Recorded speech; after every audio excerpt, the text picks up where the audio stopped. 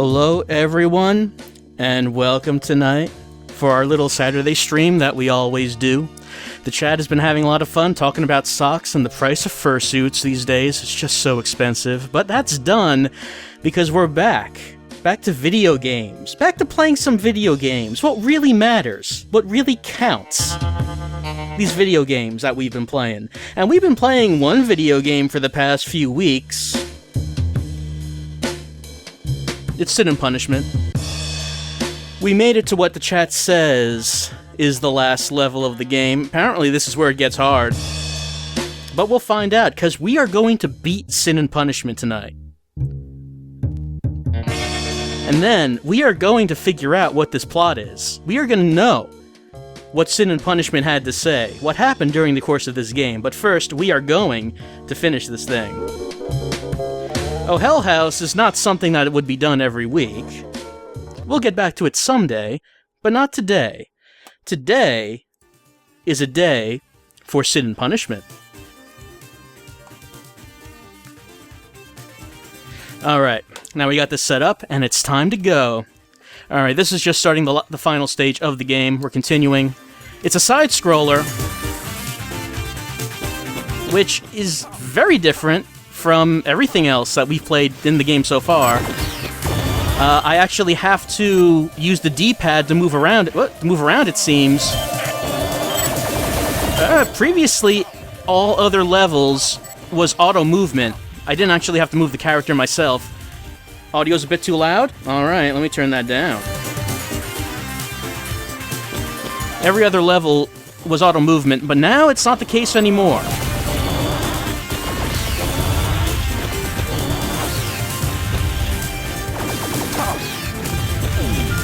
That seems a little nasty, switching up the controls on me just like that in the last level. It's giving me an entirely new button I have to think about. That being the D-pad. I've not been touching the D-pad. There's a weird blue pixel line. What is that pixel line doing there? Alright. The chat, very distressed about that pixel line appearing in the middle of it. I think it's gone now, though.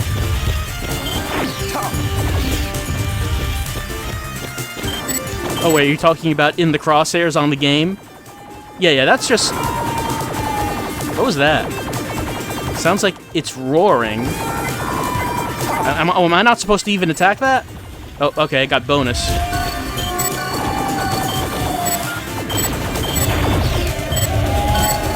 So it looks like we have some, I don't know, innocent animals? I guess, maybe?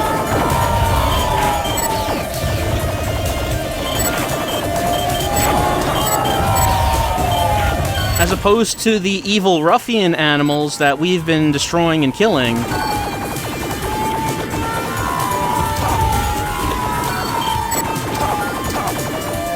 I still got hurt when I touched that, but we don't have time to stick around and try to kill that thing. It looks like the armed volunteers are still around despite Brad. I think Brad is dead. It was kind of hard to tell what happened to him at the end of our fight against Brad. But it looked like he just kind of vanished into the sky. But Alright, maybe like this. To move a little faster by doing this. Brad flew off in his chopper. Okay, so he did run away. It's kind of hard...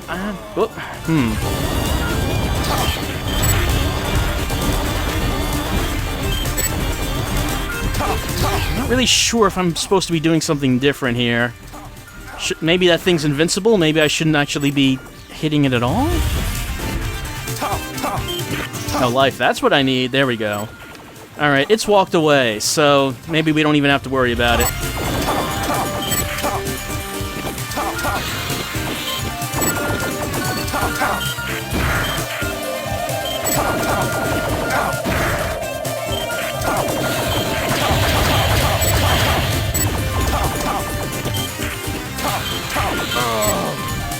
I'm almost dead. Isn't looking too good. Saki. Obviously, I was not sorting enough. I need to use the sword more.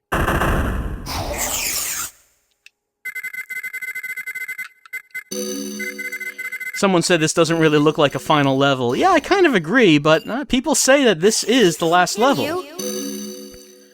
So I guess... Oh, okay, good. We don't have to start from the beginning.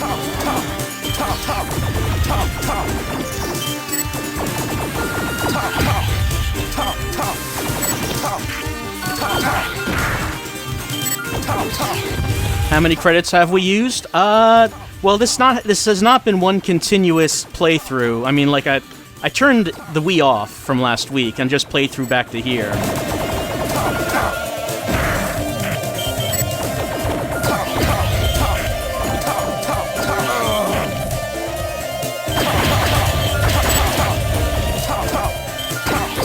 My gun doesn't seem to be doing too much at all anymore, so I think it's just going to be all sword at this point.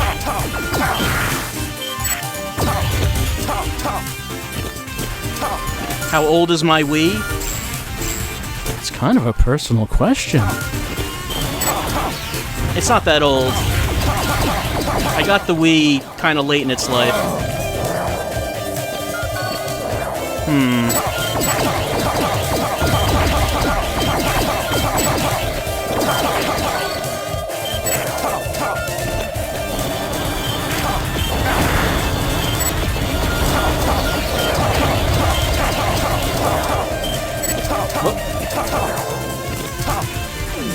I'm not sure what I'm supposed to be fighting. Should I just be running away, or should I be actually attacking it?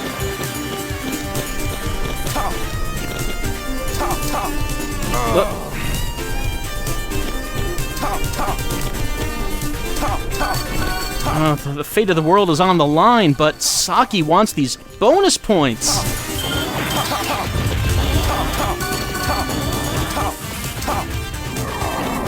Oh, here we go. Here's that good old rail shooting. Enough of the side-scrolling. Let's get back to this. Let's get back to what really matters here, chat. And that's getting bonus.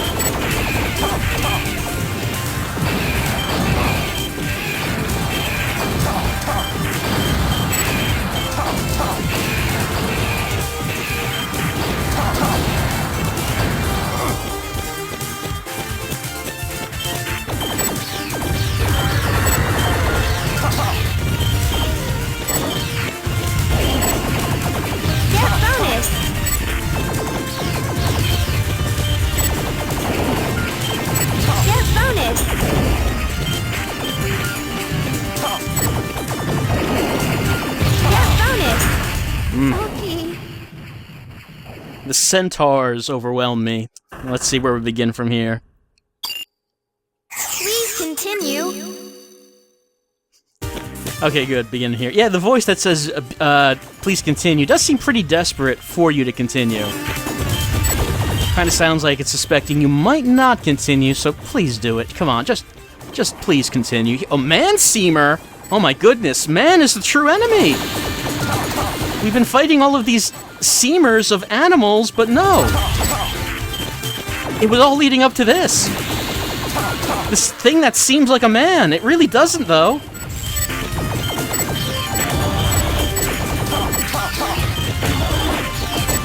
Where'd Man-Seamer go? I thought we were going to have this big confrontation with the Man-Seamer.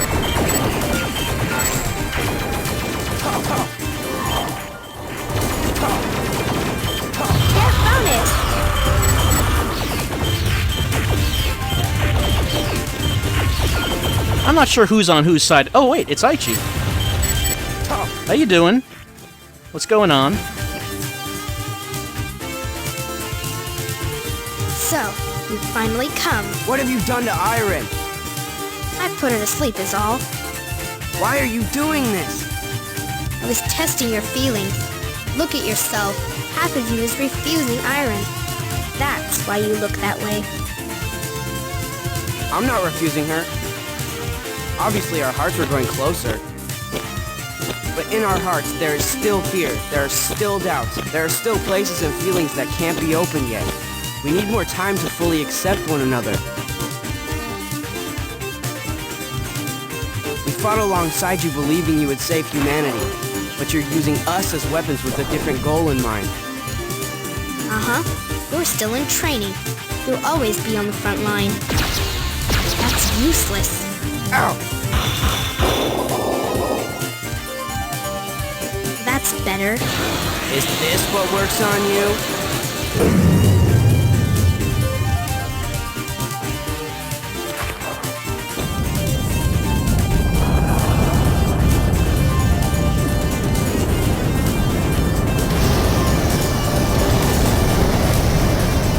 Iron!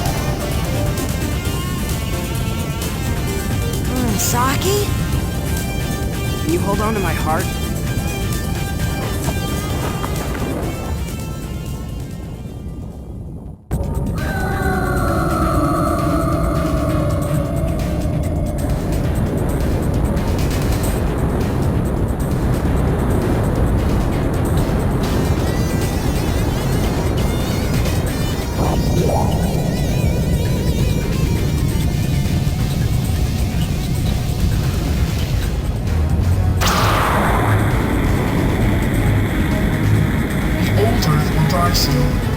Killed by the very people it fed.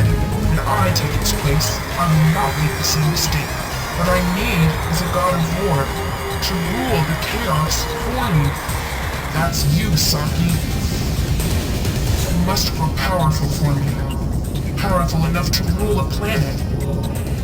She's just replacing the Earth? Invade? Will she lead all humanity away? What's best for me is all that matters.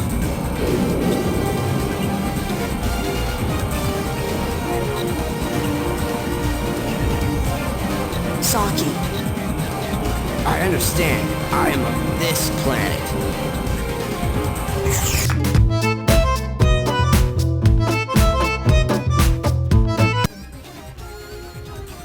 Well, that was weird. Not sure what happened there, but everything just stopped. I don't know, hitbox just stopped. So I don't know if that'll happen again.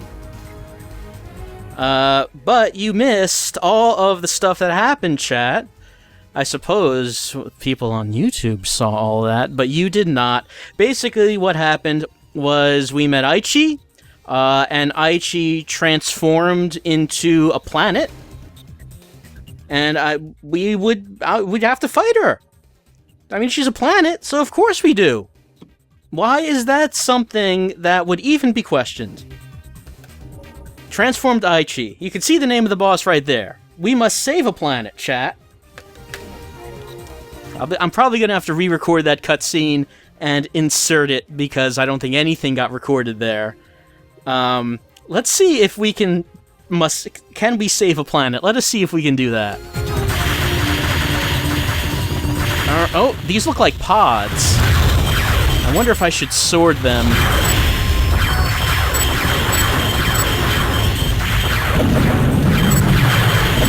I mean, it says right there, it's Earth. We're fighting Earth.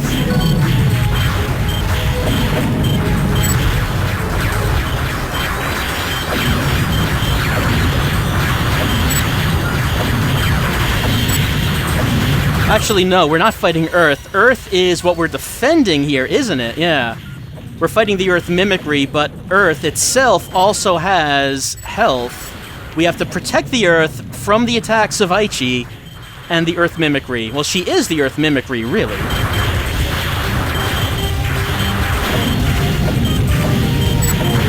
Okay, I can sword those.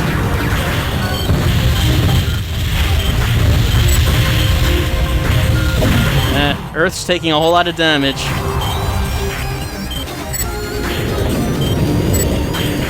Aichi, you gotta stop attacking Earth. I mean, this is just out of control. This is ridiculous, Aichi. I'm sure this will all make sense when we look at the story summary. We'll all realize why any of this was happening.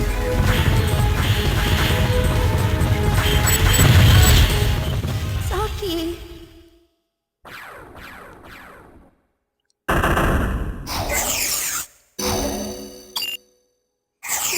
continue. Well, we have to now, don't we? We have to save the Earth from the Earth mimicry.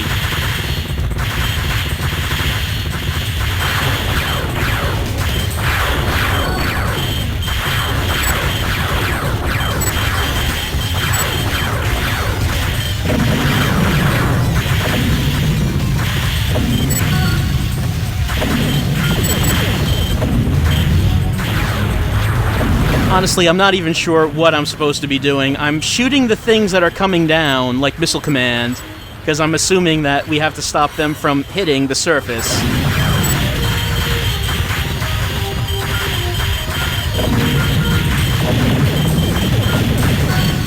And I'm just shooting anything that appears, really.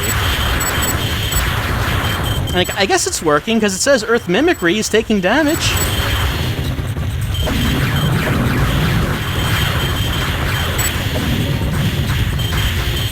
If I shoot the projectiles, it hurts fake Earth.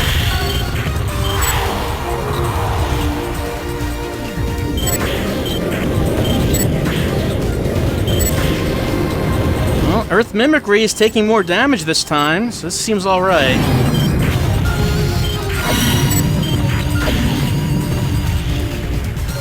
Yes, diplomacy has failed between Earth and the Earth Mimicry. When the Earth Mimicry appears wanting to replace the Earth, there's only one response. And that is we must become Xenogears and destroy everything. As you can see down there, as that is clearly what Saki has transformed into.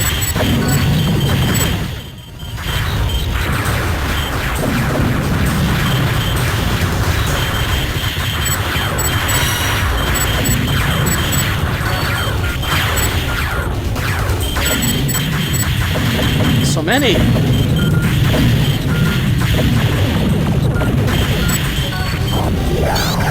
Oh, we did it! We destroyed the Earth Mimicry! Or rather, we destroyed Aichi, who was the person who gave us superpowers, who transformed into fake Earth in order to replace real Earth, is what I think is what happened here. The old Earth will die soon, killed by the very people it fed.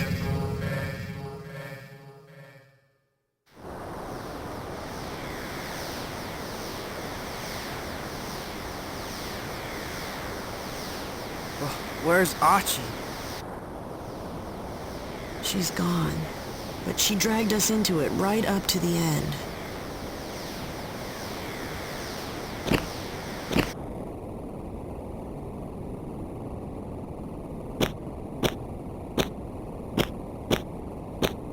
Japan's a mess. What are we gonna do now? When I was little, I always wanted to be a cop. Do you think they'd hire me now? Yeah, they would. You could kill all the ruffians yourself. Not by myself, I couldn't. I'd need you to protect me.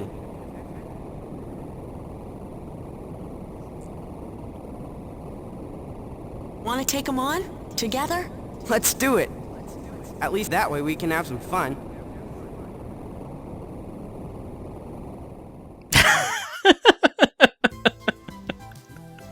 Is that the ending?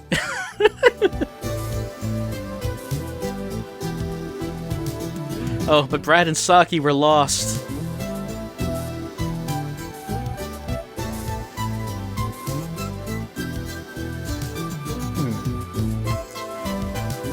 So this is Aichi that we're hearing her thoughts. She was trying to prepare Saki to fight something else that is like Aichi. And I guess there's still that to deal with. I don't see why that had to involve Aichi transforming into fake Earth and attempting to replace real Earth. I think that is just an overreaction to all of this.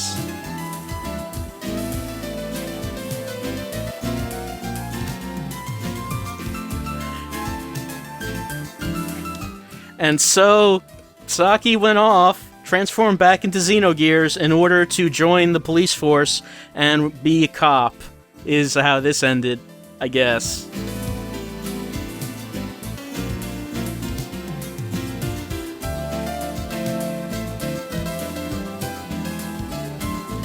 teleporting is too dangerous.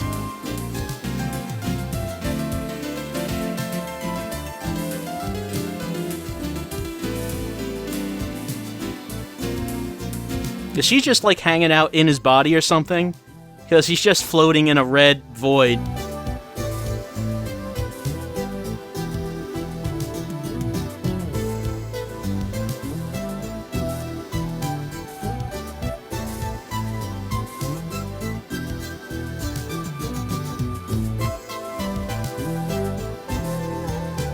Yes, she is floating in LCL. I've never seen a sync level so high.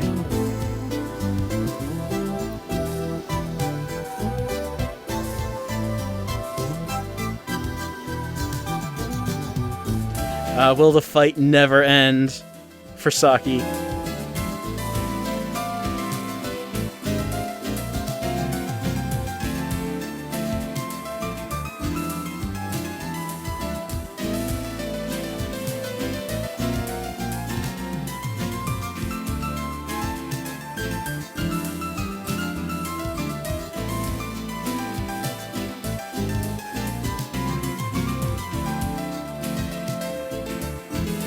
Well, I guess you have to have a bright perspective on things. When apparently a lot of the human race has died, Japan has been destroyed, and you're some sort of alien monster that continues to fight against the ruffians.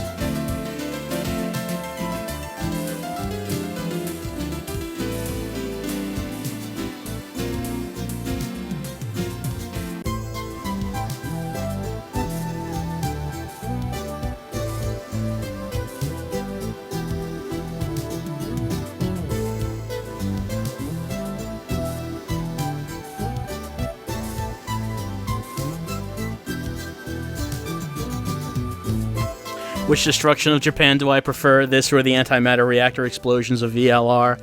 I think that this was a much more dramatic destruction. I mean, if you had to choose between, you know, the radical sixification of Earth or being destroyed by monsters that are being led by an evil version of Earth, and then Evangelion happens, I think that's kind of the better outcome.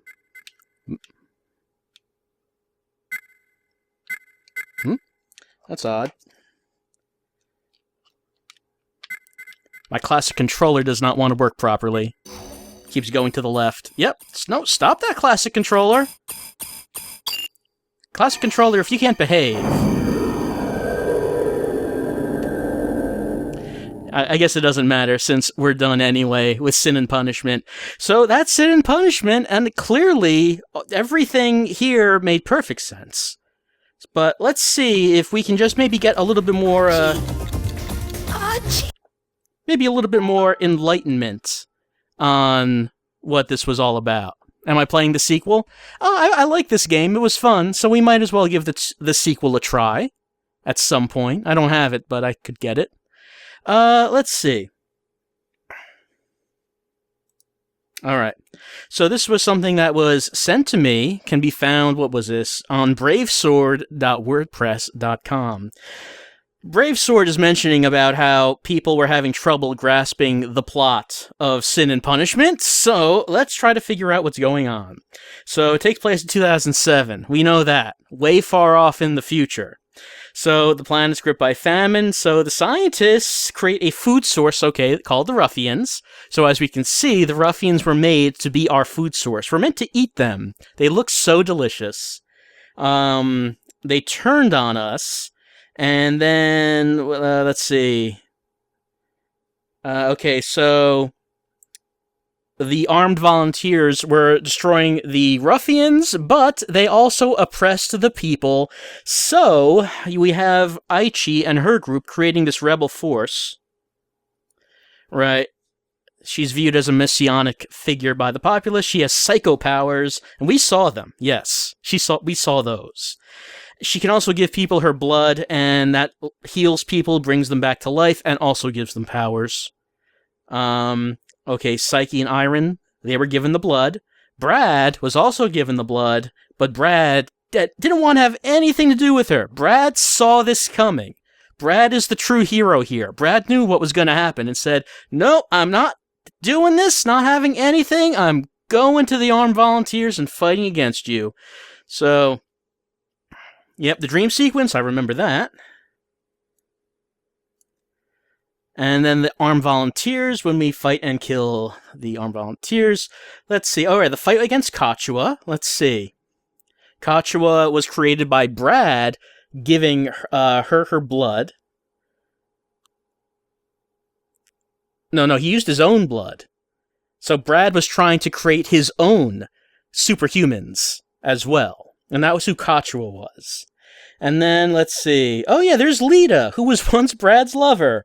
So the cat thing. She was once a person, and then Brad did the blood thing to her, and then changed her into a cat thing. And I guess she can't turn back? So, okay, that's who Lita was. Aichi uses telekinetic powers to remove a huge sheet of metal from the ship and begins ferrying herself around an iron on it. We remember that part. The arm, let's see.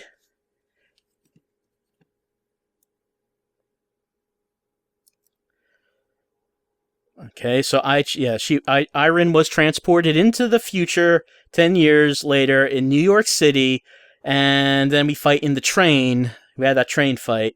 Then Aichi isn't human at all. Some manner of cosmic being. The war between the ruffians, armed volunteers, was an attempt to groom a powerful super soldier psyche for use in future battles with other cosmic beings. Okay, so this thing right here. Whoop. That's basically the most important thing, I think, in this whole thing. So this is the plot of the game, right there. The war between the ruffians and armed volunteers are an attempt to groom a powerful super soldier by Aichi, who is a cosmic being, and Aichi intends to use Saki to fight other cosmic beings, and that's what the game is about. So then, let's see, then we control Saki again, and yeah, there we go.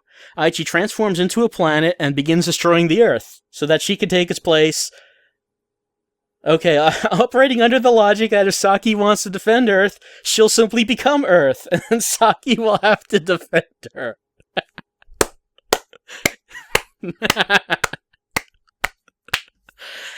That is some good logic. I like that. I like that motivation. That is pretty good.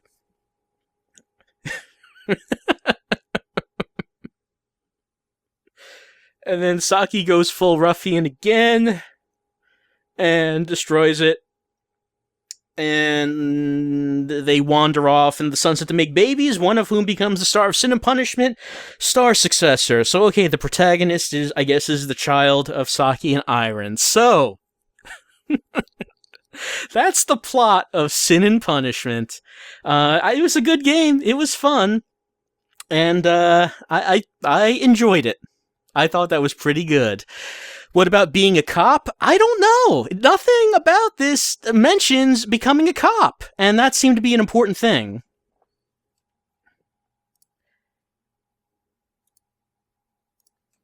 That seemed to be important to the story.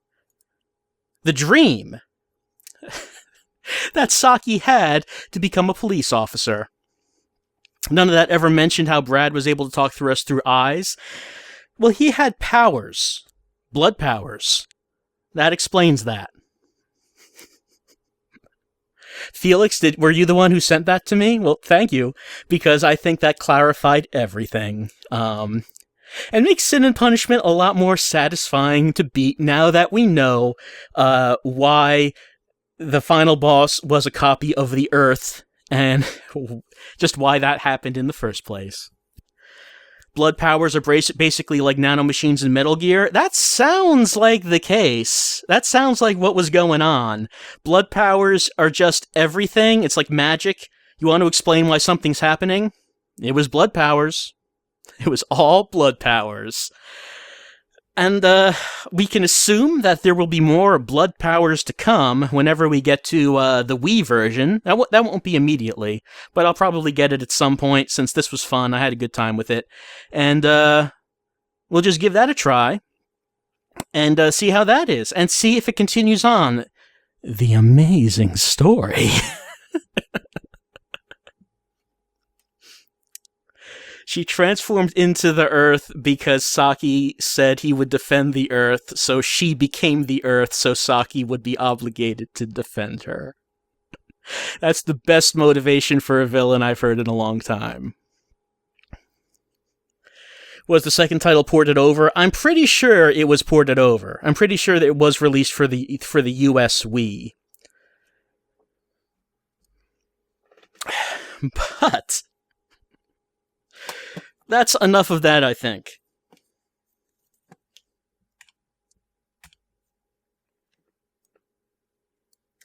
Enough of Sin and Punishment. Time to move on to some more serious matters. You know, chat, for, well, a little while now, like something, probably, I guess, a couple weeks at this point, there's been a certain game that a lot of people have been talking about. A game that has been gotten a lot of hype, a lot of interest from people. A certain first-person horror game that a lot of people are very interested in and are saying is rejuvenating the horror genre. A certain short first-person horror exploration game where we have to travel around a strange environment and figure out what is happening to us. I can only, of course, be talking about one thing. The new game by Anothink, The Interview. So, of course, Anothink's new game coming with a lot of fanfare, as we have played Anothink's previous games before, and I know that everyone was very excited over his new production. What is The Interview all about? Well, who knows? I guess we're about to find out together.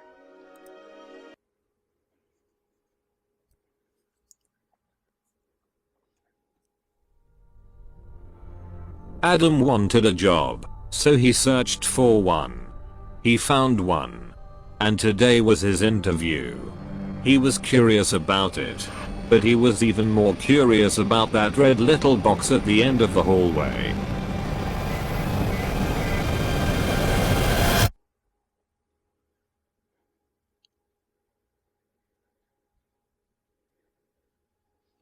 Adam Ritual, age 24.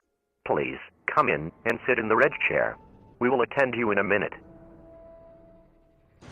We find ourselves in a strange hallway with an enormous door.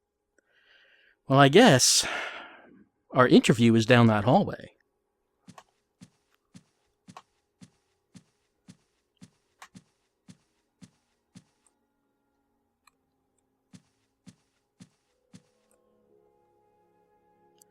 Take a seat in the red chair, I think they said.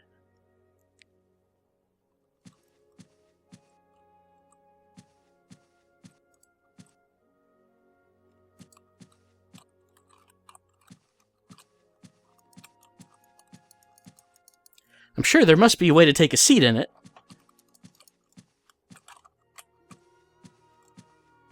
I mean, it's right here. There we go.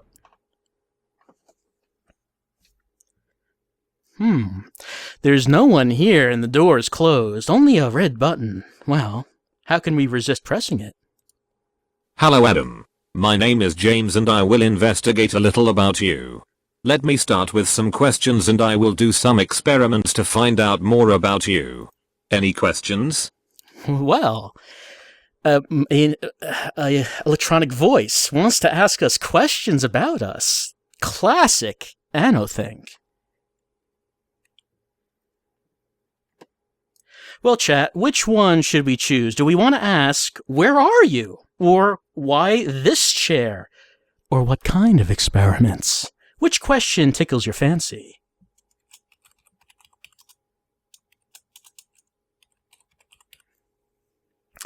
It looks like number 2 is going up. The chat wants to know, why this chair? Because we know you love red. Isn't that true, Adam? We know it's true.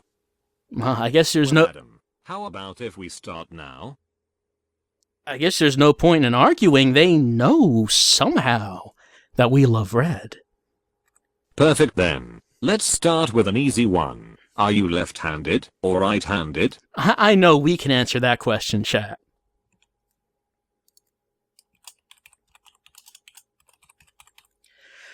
Number 1 for left, number 2 for right. Is Adam left-handed or right-handed? It looks like the chat is pretty sure about Adam being a left-hander.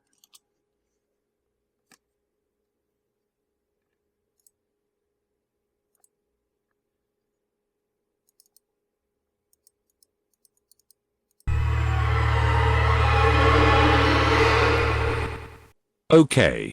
Do you prefer black? Do you prefer white? How strange and frightening. What was that we just saw? Well, I guess we'll have to put that behind us, chat. Do we like black or do we like white?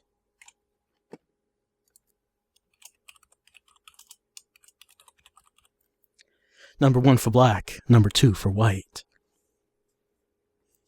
Looks like number 1 is going up. It looks like the chat has decided that Alex likes black.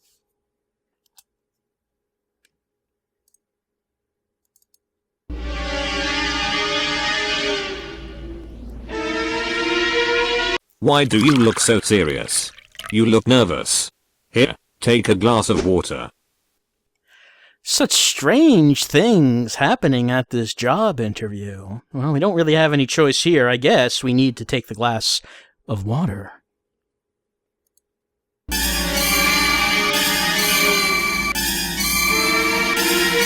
Adam, are you fine? You have to calm yourself. I know you may be a little nervous, but we have to continue the interview. Please, take a seat and relax. It's so difficult to relax when reality is falling apart. Do you believe in a god? Or don't you believe in anything? Sir, I'm sorry. I don't think you can ask me that. But I don't think we can have an option to protest. So I guess we do have to answer chat. Do we believe in a god or do we not? 1 for yes, 2 for no.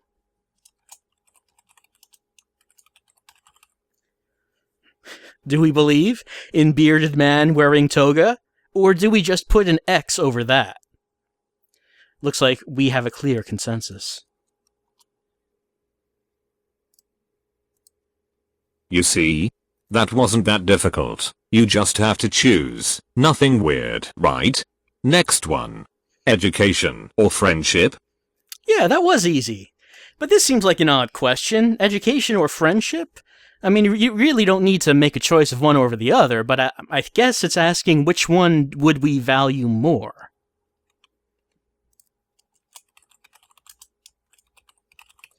Chat, would you say that friendship is more important to you, or education is more important to you? It's an odd question, but it looks like the chat is saying that friendship is the more important of the two.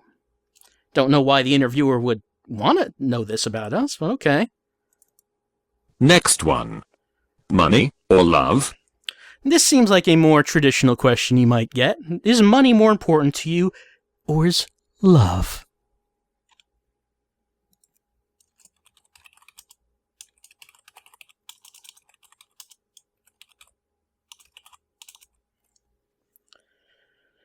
Do you live for money, chat? Or do you live for love? It looks like most of the chat is saying that they live for money. That sweet, sweet green. It can buy us love. I know it can if we only get enough.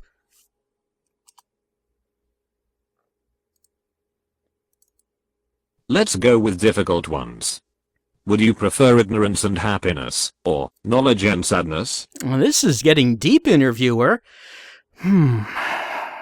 What is more important to us?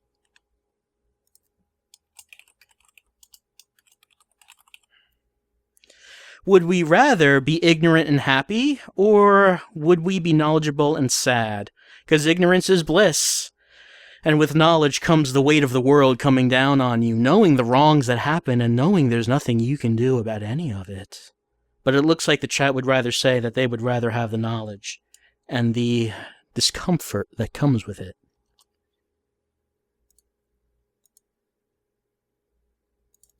Three more. Work a lot and get paid a lot, or work a little bit and get paid less? Okay, so chat, would you say that you live for work, or do you work to live?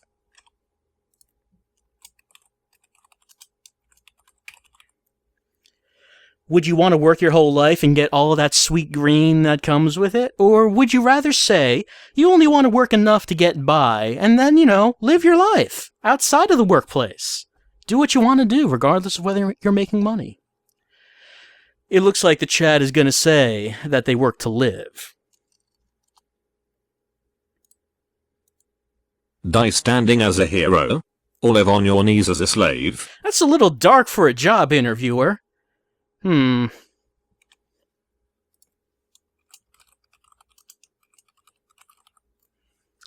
So it's asking, do we die early as a hero or live a long life as a slave?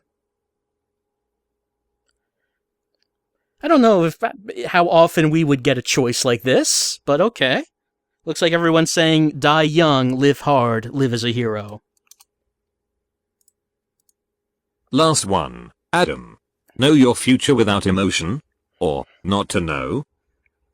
Alright, do we go with real Earth, or do we go with fake Earth that wants to replace it? Rather, what this is, do we want to live knowing our future, or do we want to live in ignorance? I think it's assuming we can't change the future. If you could know everything about your future, chat, would you want to? Would you like that? Would you be happy knowing everything that's going to happen to you and know that you can't actually change anything about it? It looks like everyone is choosing Earth mimicry. They decide they want to take a chance with the new Earth to replace the old one. Very good, Adam. First part is ended. Now, take your time to relax and we will proceed to the next experiment. Oh, great. We are pumped. We are ready to go and continue on this interview. Sheriff's deputies had escorted Doucette back to Baton Rouge. I am convinced that when these animals are herded together, their instincts warn them of a final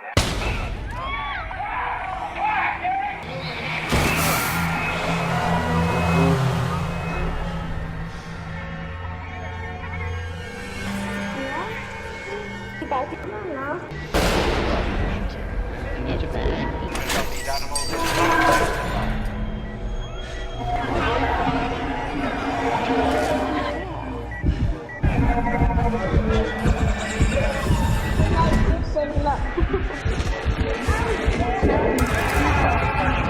I know that was hard to see, or at least to me.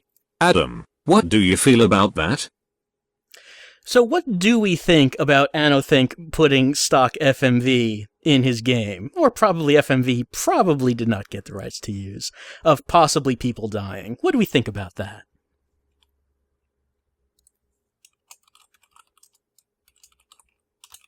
Oh, let me get those choices back on screen. There we go.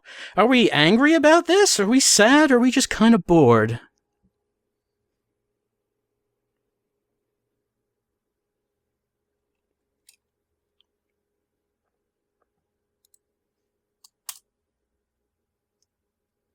Okay, chat, looks like we're just kind of a little bit bored with all this. Boredom? Interesting. Okay, Adam, what about starting the last round of questions? I guess? Gun? Knife? Okay, chat, it looks like we're getting down to the real serious part of this. What do you like better, gun or knife?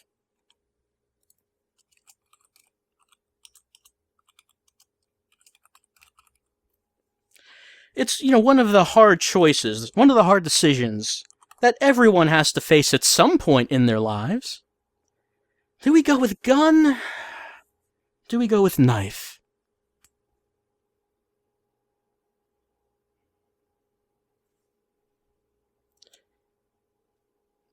Or do we go with whole lines of emoticons that are just constantly spammed over and over? I guess we could go with that.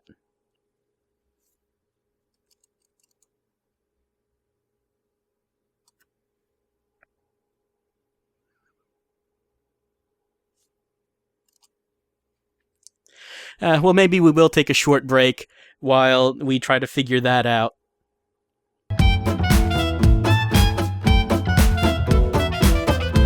We'll start from here. All right, everyone, I guess we're back from some sort of attack of smileys that the chat was just fighting for their lives against the invasion of smileys in the chat. Don't really know what that was about. But hopefully that doesn't happen again, and hopefully that we can continue on getting down to the bottom of this invasion. I'm sorry, not this invasion. We already did that. The chat already fended off the invasion. We have this on the mind. Getting to the bottom of this interview. What this job we're trying to get, and our interview is being interrupted. Yes, Reeser, do not post smileys. The chat is very sensitive about smileys right now. They lost friends and family in the smiley invasion that just happened. So, before all that was going to happen, started to happen, we had to make a decision on whether or not we liked gun or did we like knife, and I don't remember what the result was from the first vote, so we're going to do this again. Chat, do you go with gun or do you go with knife? As you go through life, and you have to eventually come to this decision of, should I go with the gun, or should I take the knife? I mean, there is no option for a gun that shoots knives, which obviously would be the correct result, but it's not here, so it looks like we're going with number 2, we're going with knife. Oh, goodness. What is this nightmare of our own devising? Look at these knives, these blades. We like knives so much. I guess we're gonna get all the knives we could ever want. You are doing very well. Congratulations. Next one. Murderer? Victim? So I guess it's asking us, if we had to make a choice, would we rather be a murderer, or would we rather be a murder victim?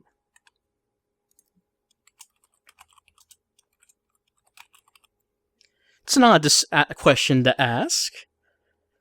It's like one of these newfangled interview techniques where they ask you weird questions and you're not sure what the answer is. But it looks like the chat is pretty sure they would rather be a murderer.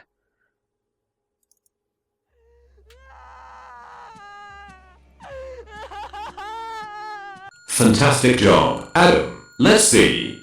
Would you cut your leg for your best friend's life? Alright, so if our best friend was about to die and the only way to save our best friend was to cut our leg off... Do you do it, chat? Do you cut your leg off for your friend?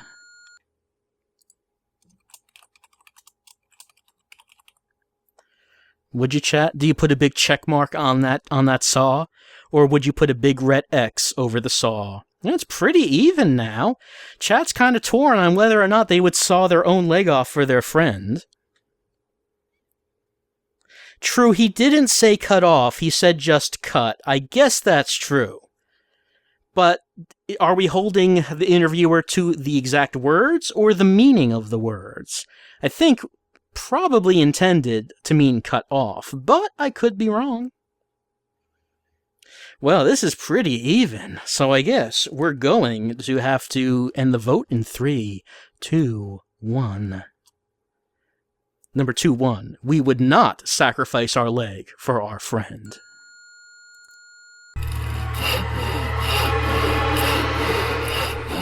Adam, you are going to jail. Don't continue this. If someone killed your mother, would you kill him or would you make suffer for his whole life?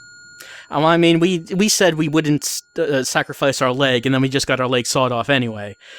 Chat, the next question. Someone kills your mother. Do you kill them in return, or do you want them to suffer for their whole lives?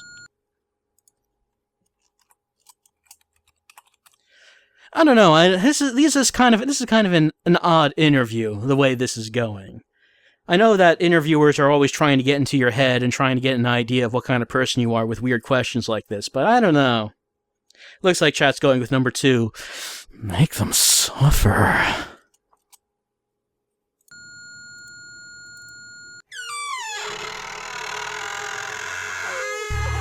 Would you kill your mother if she tries to kill you? Now, interviewer, both of those options are the same thing. Interviewer, what are you doing? Clearly they both say yes. I mean, there's not even really a reason to take a vote on this one. It's yes or yes, so I guess we might as well just pick yes.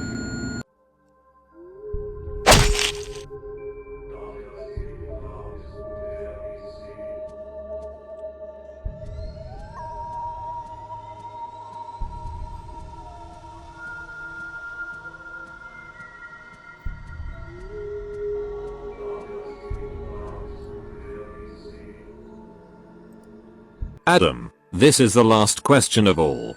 Do you know something about this red little box? Do we know anything about the Are red you little right? box?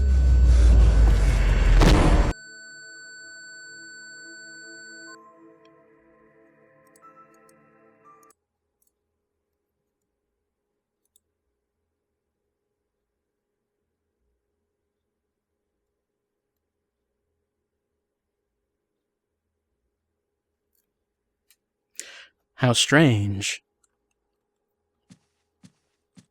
Did we get the job?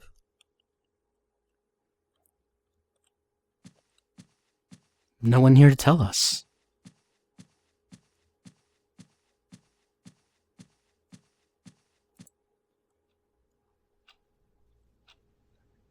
It's a colorful place to work anyway.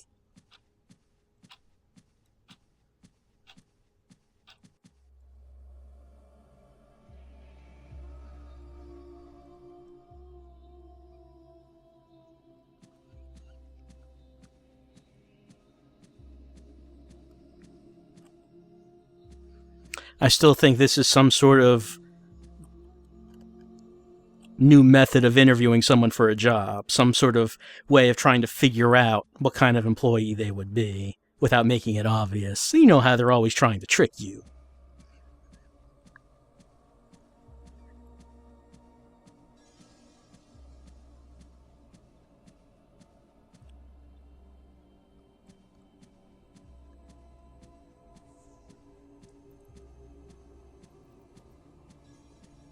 You know, chat, I think we're on our way to getting that job. I mean, this is obviously the second phase of the interview. They don't let you get to this part of it with the black hallways and the big words unless you're a serious candidate. I mean, if otherwise, they would have just let us go after the question about, you know, killing our mother. You know, otherwise.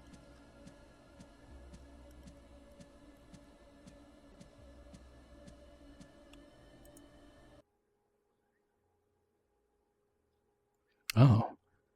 Now we're the one in the blue chair. Were we giving ourselves the interview all the time? Well, if we were, I guess it's a good news, because that means we already have a job.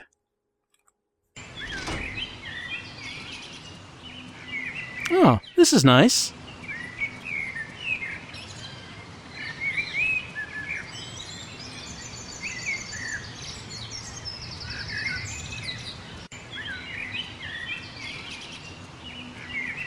Huh.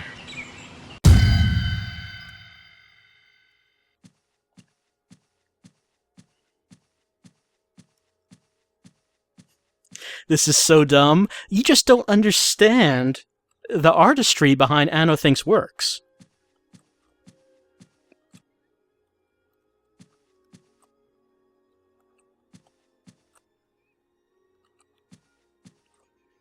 Huh. You know, that's a good question. Where is our head? I mean, you kind of think you know, but sometimes you just have to check and make sure it's still there.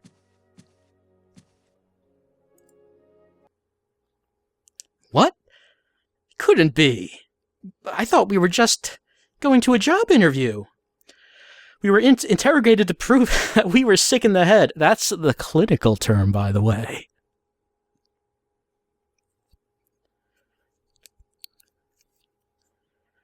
We only heard what we wanted to hear, which was to say that we were going to get a job. This twist, this mind twist. All along, there was no interview. There was no job. We were being interrogated the whole time. Adam wanted a job, so he searched for one. He found one. And today was his interview. He was curious about it. But he was even more curious about that red little box at the end of the hallway.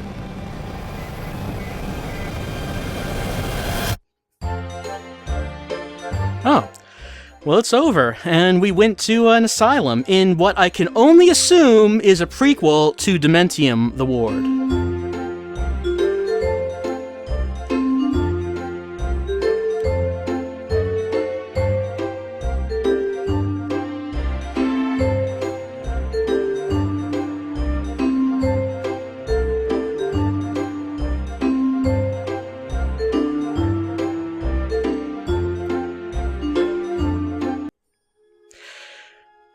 And that's it. Well, what if we weren't really a murderer? What if we were just framed? Well, such an injustice that was played upon us if that was the case. The song was the best part of the game. Anno Think didn't have the rights to use any of that. Probably not.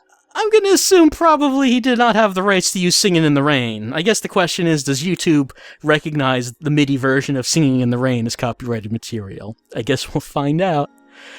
So Adam went to the mental institution, and then the next night he woke up, left his room, and then there were all kinds of zombies with big mouths on their chest running around, and Adam had to solve all the mysteries and get the answers to all the questions, is what I think is what was happening. Do I know if the choices make a difference? No, I don't believe that they do. I think it's just the same thing happens regardless of what you pick. So yeah, Anno Think kind of railroading us into... Well, I mean, it makes sense. If we were not actually there for an interview in the first place, if it was just there, if we were just imagining it because we were arrested, then I guess it makes sense that all choices would lead to the same place. It's a prequel to Half-Life. So that's it for the interview. Anno Think's newest, his newest, work of art, perhaps? His newest, psychological mind bender? Anno Think's newest Anno Think thing. Thank you, Mislet. Yes, his newest Anno Think thing. I think that's a pretty good name for these products that he has been putting out. And, maybe Anno Think could, maybe try to come up with something that maybe has a little less of a cliche twist. Because, I keep playing these things because I kind of like, his ideas. Very new, obviously, making games. He likes making these little horror things in which it's all about how things are not how they seem and how there's, a little menacing, it's just like menacing force behind the thin facade of civilization that we live in. And if only you could see in the spaces behind spaces, then you would see such terrors. He likes that kind of thing. And I appreciate that, but maybe I don't think could, try to come up with maybe a little bit of a clever story. I don't know. Maybe. Turn down the shock imagery. Yeah, he doesn't really need the FMV of people getting shot. He does. Yeah, he doesn't need that. He could come up with something without that kind of thing. I think anyway. Anyway, let's play PT.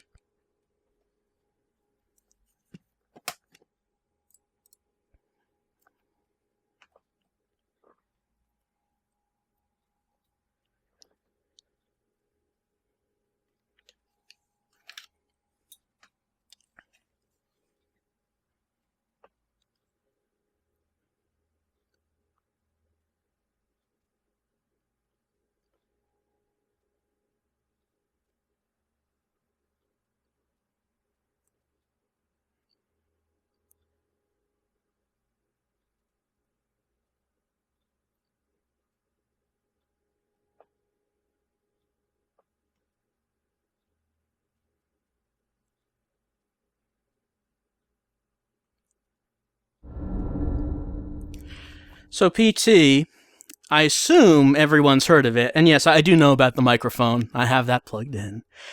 So I assume that everyone knows what this is. This is not a blind playthrough. I mean, I had already seen all this before I actually played it. So yeah, I already knew about all this, but I figured we should probably take a look at it anyway. Oh, if you've never heard of PT, then maybe, maybe the people who know about it don't say too much about it, because, you're gonna see it here. Let's go with English subtitles, and I guess the brightness looks okay. The Rock cam. The Rock is not here. I don't know what you want me to do. He's not here. So this seems like it's okay. It is a horror game. It is a free, short horror game released on PSN for the PlayStation 4. You want me to crank the brightness up? We can do that, if you need it. I can turn it all the way up. So, let's just take a look at it and see what this is all about. Why don't we? No, English. There we go. Unless you want French subtitles. You didn't know I had a PS4? Yeah, I just got it. Actually, I got it specifically for this. This is so far the only thing I've played on it. So let's just get started and see what we can see.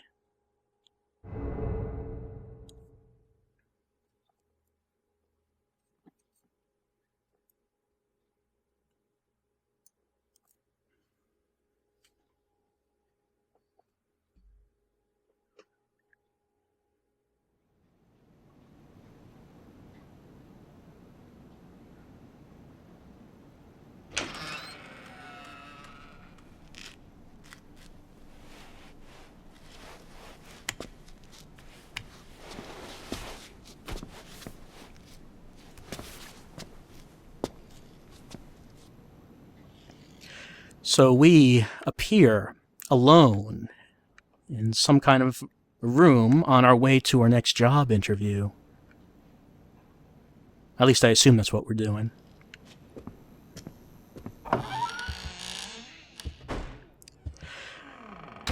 PT, a lot of people are very impressed with it because it looks phenomenal.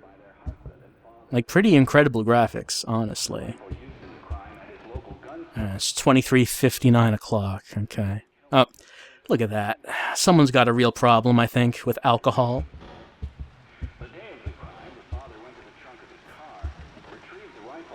So this is the Fox engine, from what people have said. When his 10-year-old son came to investigate the commotion, the father shot him too. His 6-year-old daughter had the good sense to hide in the bathroom, but reports suggest he lured her out by telling her it was just a game. The girl was found shot once in the chest from point-blank range. The mother, who he shot in the stomach, was pregnant at the time. Police arriving on scene after neighbors called 911 found the father in his car listening to the radio. Several days before the murders, neighbors say they heard the father repeating a sequence of numbers in a loud voice. They said it was like he was chanting some strange spell. There was another family shot to death in the same state last month, and in December last year, a man used a rifle and meat cleaver to murder his entire family. In each case, the perpetrators were fathers.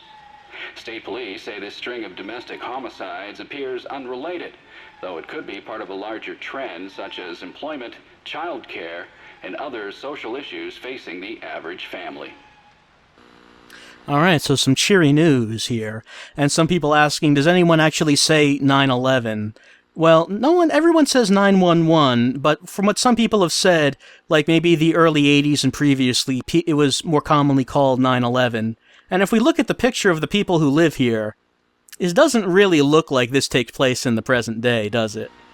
It's not exactly modern fashion. Neither is that radio. So this could take place, I don't know, maybe in the 80s, something like that. How odd.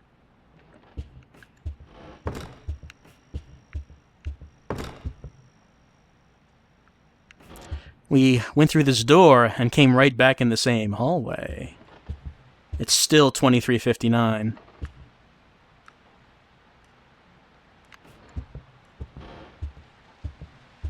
This is secretly Gone Home 2. The Reckoning. Your sister comes home.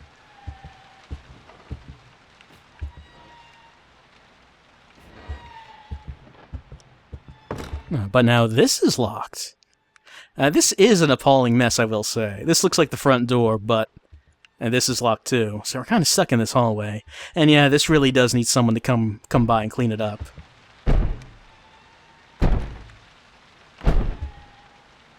Now someone's stuck in the bathroom. Hello?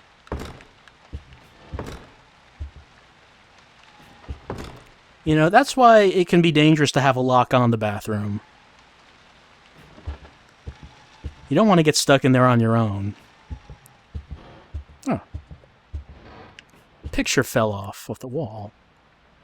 We can press R3, which is holding in the right stick to zoom in on stuff. And this is the main way we interact with stuff in PT. Like, I'm going to look at that.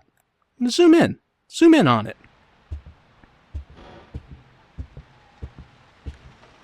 There's a picture of this guy. Zoom in on that. On those miracle chocolates down there. I don't like having to click in the analog sticks, though. I'm not really a fan of it. Yeah, why is it not a trigger? I don't know. I would much rather it was the R2 trigger. But now this door... Wait, this door is open now that I can zoom in.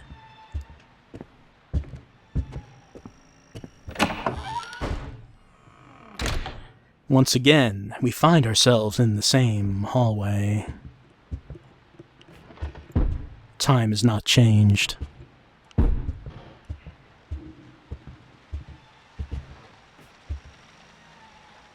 How does the PS4 controller feel? Great. Honestly, it,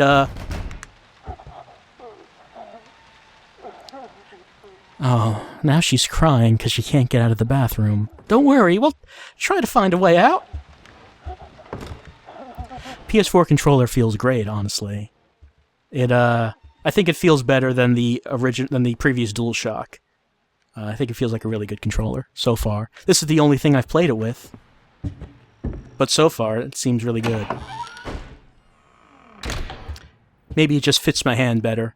What is this game called? It's called PT. If you look at the PSN store, that's just what it's called. What it stands for becomes apparent after we beat it. When did I get a PS4? Earlier this week. So if new stuff starts coming out on it, we can take a look at that.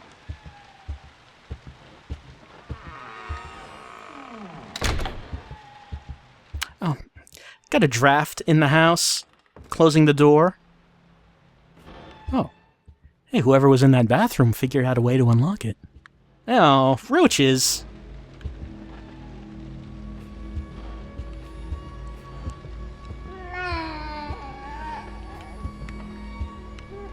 Can't seem to open it up, however. Hello?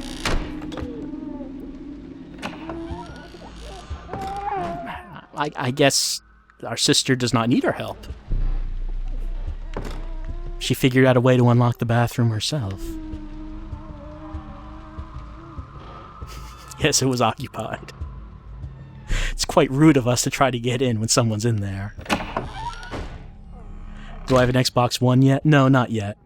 When something comes out on it that I want to play, like D4, I'll get it at that time.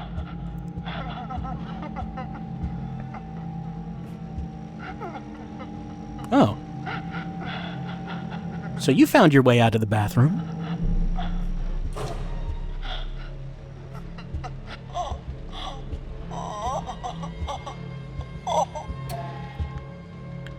Oh, so many roaches.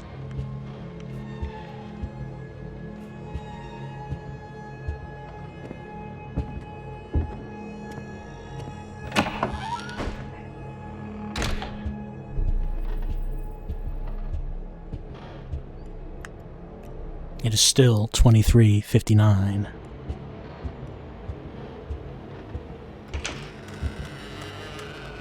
Finally, we can get into the bathroom. We've been dying to go all night.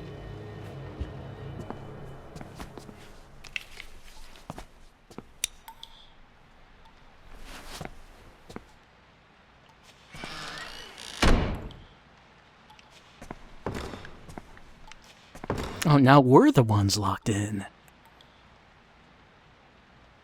Someone peeping? Peeping on us on the bathroom? It's very rude, you shouldn't do that.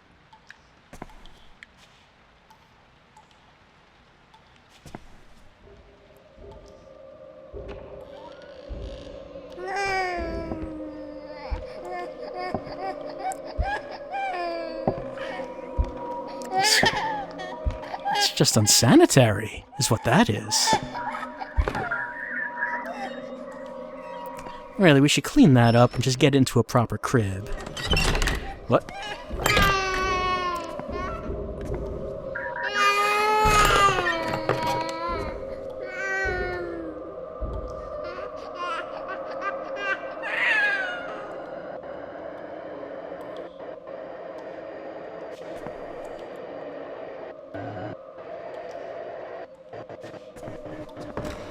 Unfortunately, we cannot reach down into the toilet to get an item. Maybe that'll be in the full game.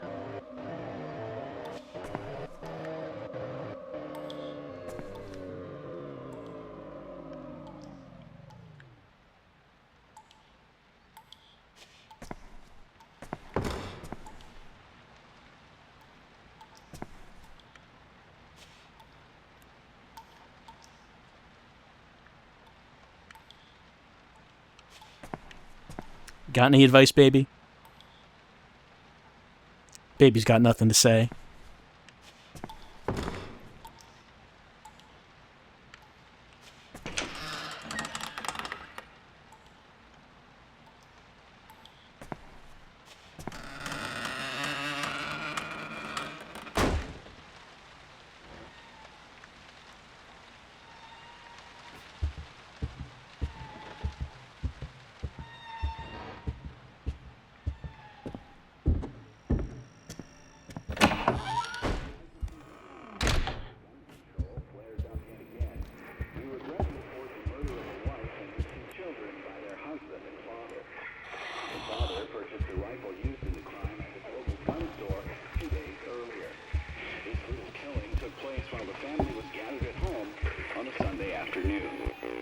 Don't touch that dial now. We're just getting started. Retrieved the rifle and shot his wife as he was cleaning up the kitchen.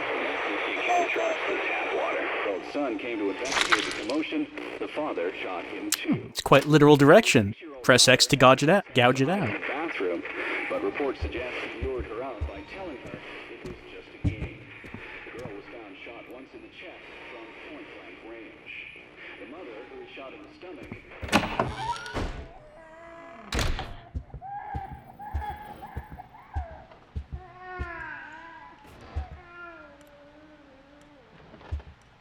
Time just seems to stand still. No, there's no monster in the sink. That's just a baby. Should probably try to figure out. Who did that? You do that? Because I see you up there. That's just dangerous. That's what that is.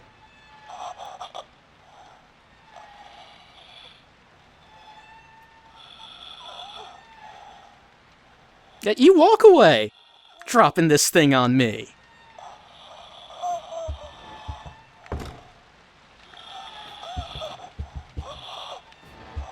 Okay, that is fully gouged. Let's keep on going, I guess.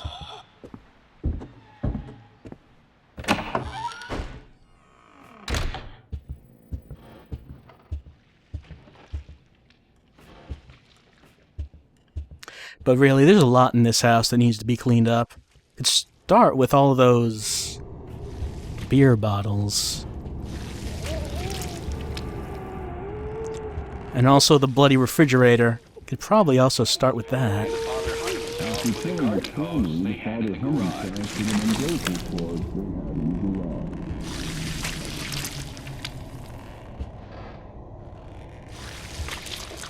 And the radio, giving us the same happy stories as usual.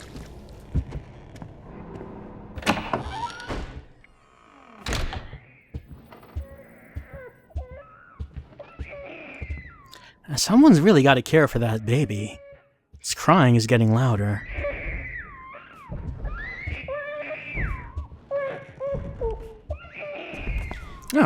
It's not you that's crying.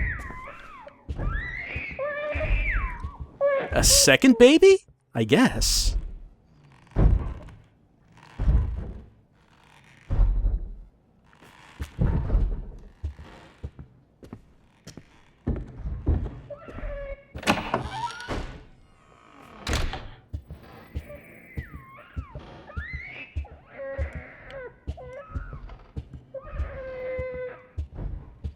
Can we walk the other way? We can.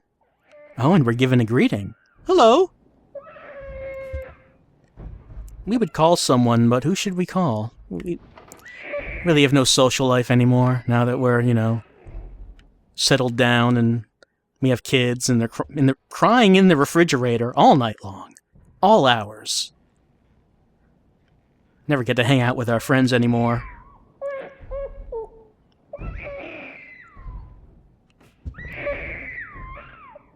That's really the most important letter, anyway.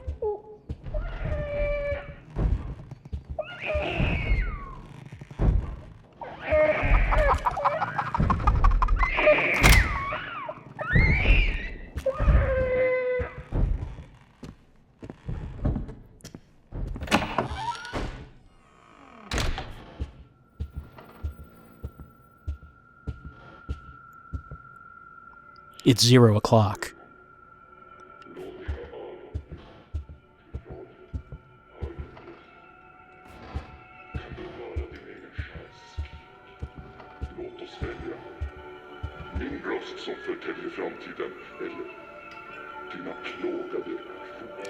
And this is always the weird radio show that you get at 0 o'clock.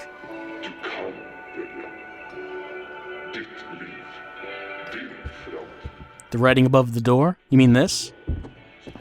Yeah, we did see this. There is a monster inside of someone.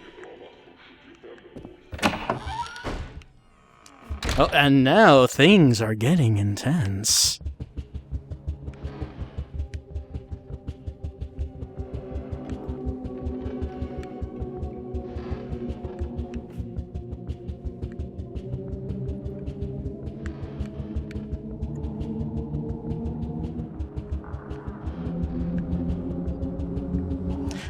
Sometimes it seems like this hallway is just a lot longer than it is other times. I don't know.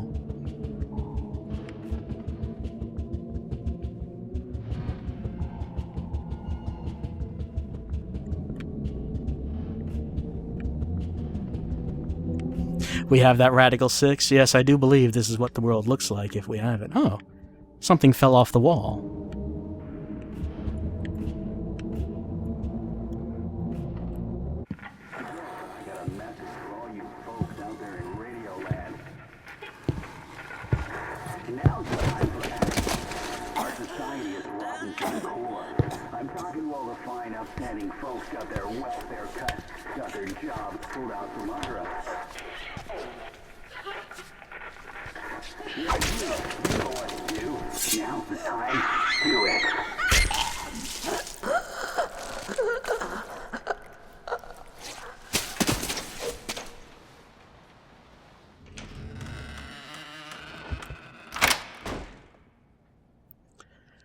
It's been too late to turn back for a while now. But we're back to our old, slow selves. You got fired, so you drowned your sorrows in booze. She had to get a part-time job working a grocery store cash register. Only reason she could earn a wage at all is the manager liked how she looked in a skirt. You remember, right? Exactly 10 months back. Baby, you're giving me a lot of sass for a fetus in a sink, I want to tell you right now. Baby, you're the only one who ever talks to me anyway, though.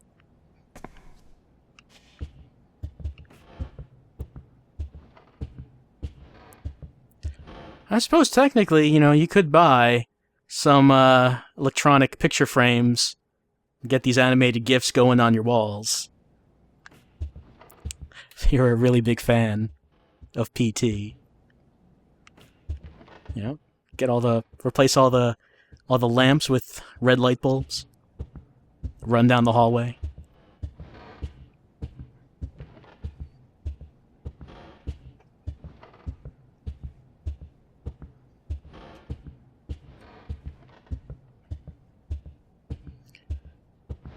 What color is my flashlight? Well, we don't have the flashlight going right now.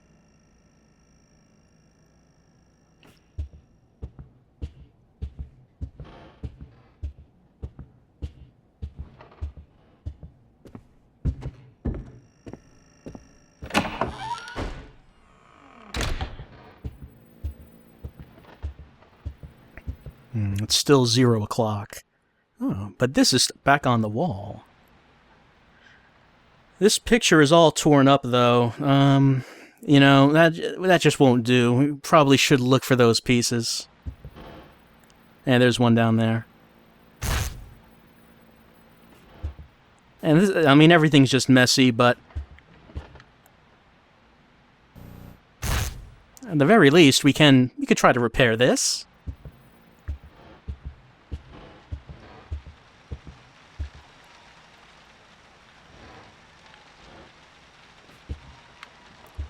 I mean, so this V-Sync, so messy you could barely notice that piece right there.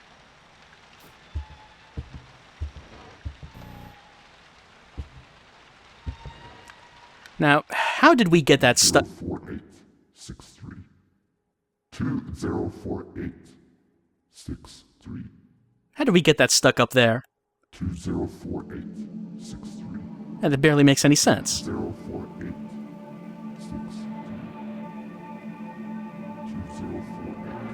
Oh, it's locked. Well, I'm not sure where we should go then.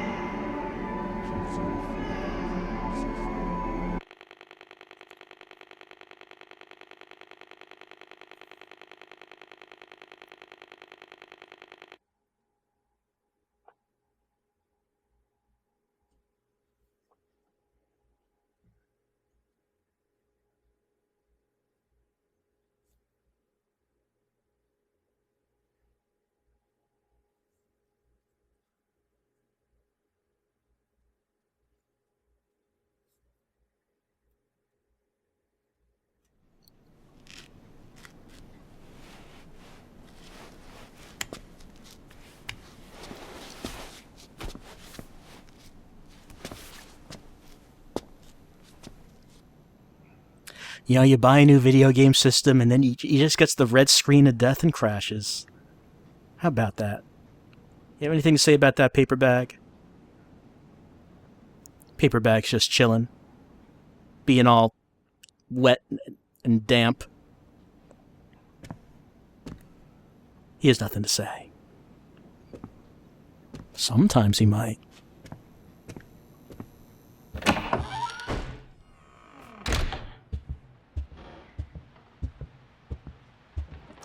Alright, we have most of the pieces of this. Let's see if we can find the rest. You know, at least get something done.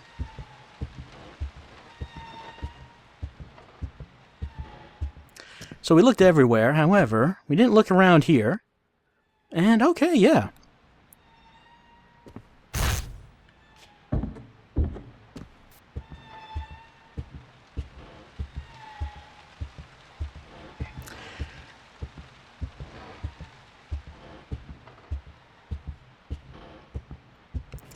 But there's still one piece left, and we looked everywhere. I mean, where do you suppose we left it?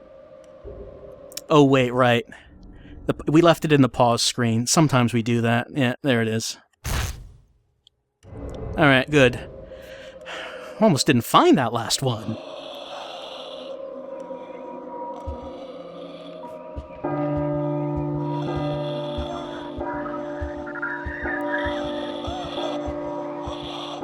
Did I have to look that up? Yeah, I don't know who's gonna figure that out on their own.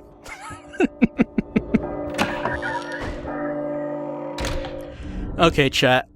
We're now on what people call the final puzzle.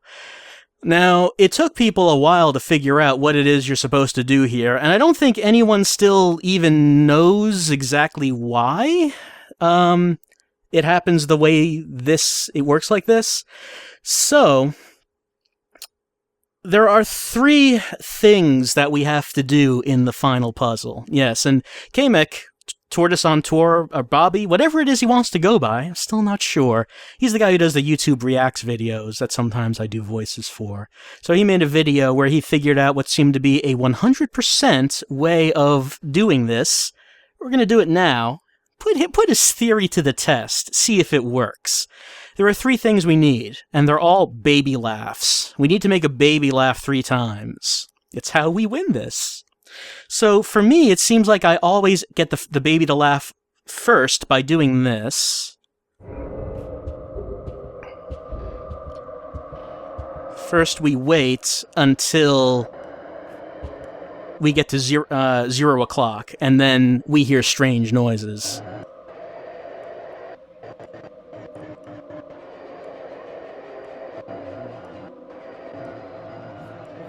This is just something we have to do, because it's not the dark hour yet.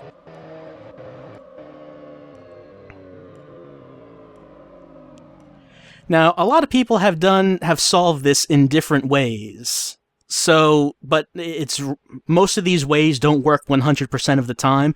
So no one is really sure what it is that causes some solutions to work sometimes and then others doesn't work other times.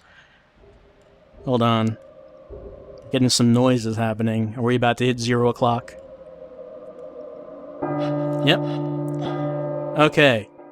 Step 1, 2, 3, 4, 5, 6, 7, 8, 9, 10.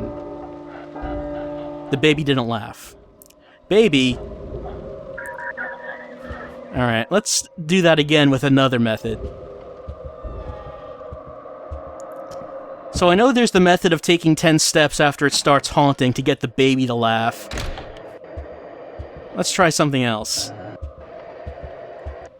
So there's another thing that I sometimes do. I've done it twice now. It got to be 10 steps in the same direction. That's not what I heard. I heard that it was 10 steps in any way, even if it was just the same place. I walked until I was 1 pace before Jack. It has to be 1 continuous 10 steps. So I should not release the stick. So say, let's back up.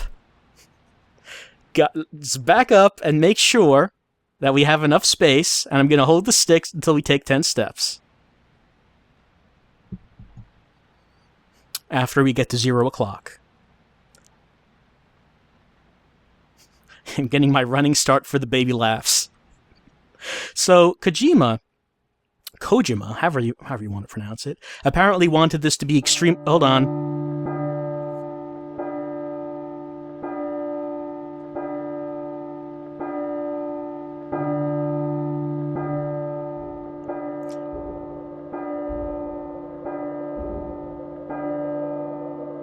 Okay. 1, 2, 3, 4, 5, 6, 7, 8, 9, 10. Baby has laughed? Baby has laughed. We have laughing baby. Confirming laughing baby. Okay. Second thing. Now this is the thing that is in Kamek's video. So it was determined that to get the baby to laugh a second time, you have to have a microphone connected to your PS4 controller. And, according to Kamek, we have to wait for these sounds to stop. And right as they're stopping, we say a certain word. So I'm going to wait for this.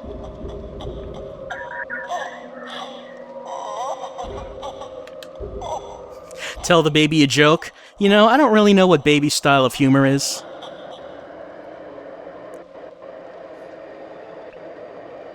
Okay. So this is apparently what the word is. Jareth.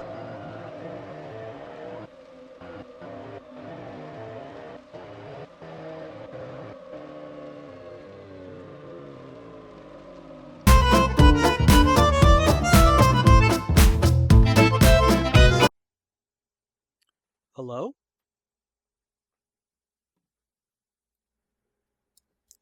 It appears that we're back. So clearly, PT is incredibly haunted. Because I said the word Jareth. and it caused the stream to crash. Everything turned off. Demons appeared around me, and told me, "Hey, that's a pretty good game you're playing. We kind of like it." And then they're gone now, and now the stream's back. So, I don't know if you were able to hear it before the stream crashed, but the baby laughed again. So, what we're supposed to do now, we're supposed to just wait and not move at all. And when we do this, my controller starts to vibrate. Can you hear that? I've got the controller up to the microphone. It was vibrating. We have third baby laugh. We have third baby laugh. Hello? You've been chosen. It's nice to feel wanted.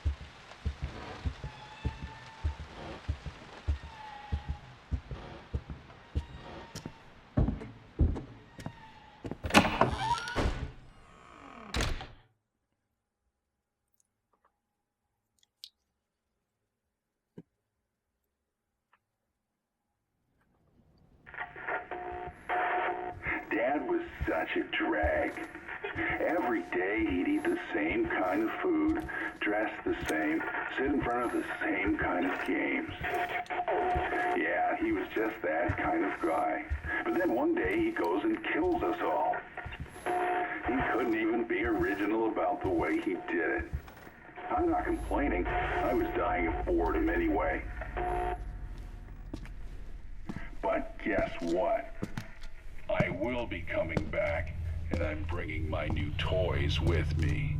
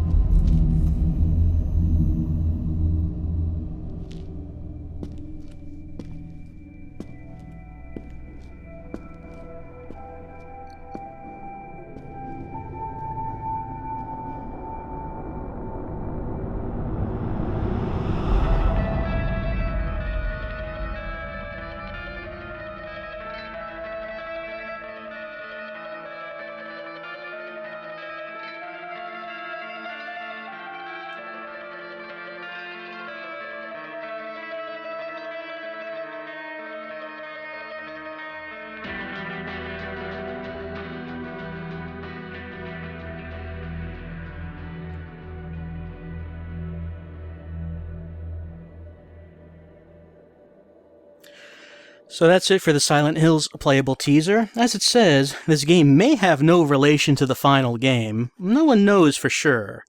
This was created to, get hype for Silent Hills. Though it's unknown if this is how the actual game is going to be. Or if it'll turn out that, maybe it'll be third person, maybe it'll play differently. You wish we could have seen the talking bag. There are other things in this demo, that I missed. Or not missed, but rather did not encounter. For example, what does PT stand for? Playable teaser. This is the Silent Hills playable teaser. Though, of course, that's not known until you beat the game. So, yes, yes, that is the name. How do I like the PS4? So, well, this is the only thing I've played on it. But so far, seems good. Seems real good. I like how the controller feels. The dashboard and store seem a lot more responsive and snappy than it did on the PS3. And PT, of course, is very impressive. So, I like what I have so far. PS4 game night. I mean, if there's stuff that come out that I want to play on it, sure. But right now, this is the only thing. Why is it called PT? It stands for Playable Teaser. Now, Henry, who says that Super Great Friend is not my real name? You can't prove that. You don't have the birth certificate. So, what were the missed things? Well, we can die. We can be killed by a ghost. In this run-through, we only saw the ghost very briefly, like when she closed the bathroom door, when we saw her down a hallway, and when I looked up at the second floor, she was standing there. We can get killed by her. We end up back in the first room, and when we're there, the paper bag can actually talk to us. We missed that.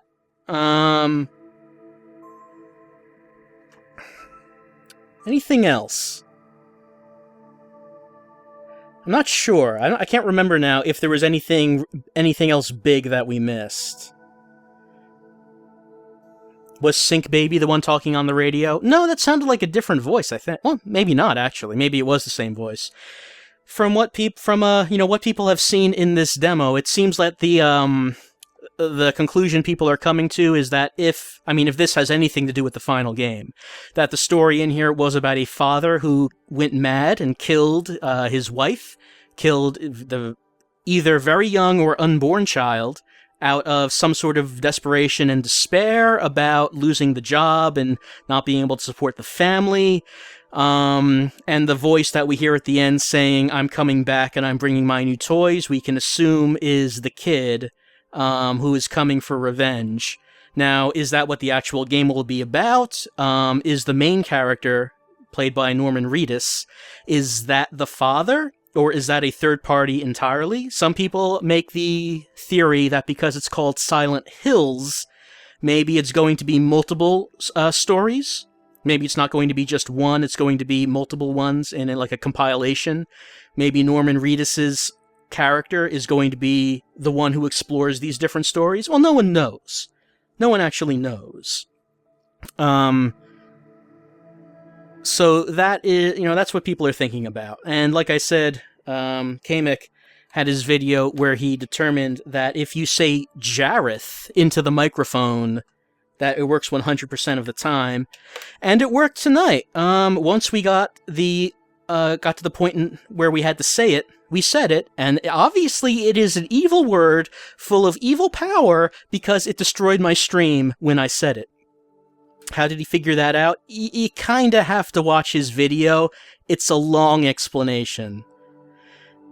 But it worked tonight. It did work. So, and that's it for PT. This has been generating a lot of excitement. People are very excited for what might be in store for Silent Hills. And it's at least for me, it creates a very positive first impression of the PlayStation 4, how the game performs, how it looks, and just how the controller feels. In general, this has all been very positive for me. So that's PT, and I think right now we will take a little break, take an intermission, and then we'll come back and probably do maybe a little 3DO action. But that's PT. Try it for yourself if you have the opportunity to, because I think it's worth it.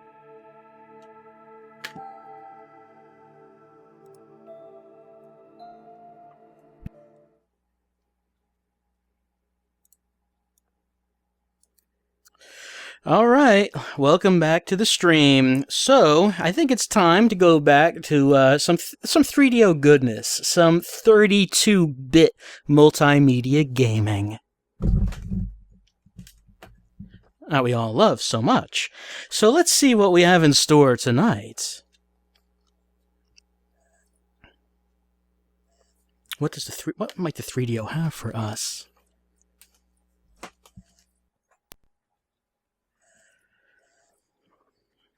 That's right, the PS4 has nothing on the 3DO when it comes to multimedia. And yes, Shadowhog, it is an RGB Mini that I have as my sort of streaming hub for all the systems to be hooked up to.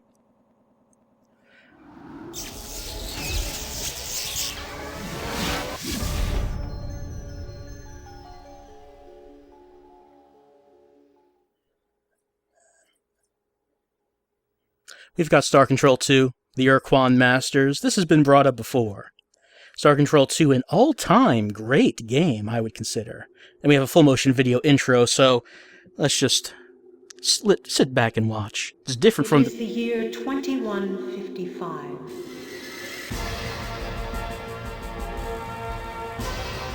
The people of Earth now travel between stars. Following the sad lessons of the Little War, a unified Earth knew a century of golden peace and prosperity. A glorious dream dashed by the arrival of a hostile armada. Earth and her partners in the Alliance of Free Stars faced a monstrous adversary.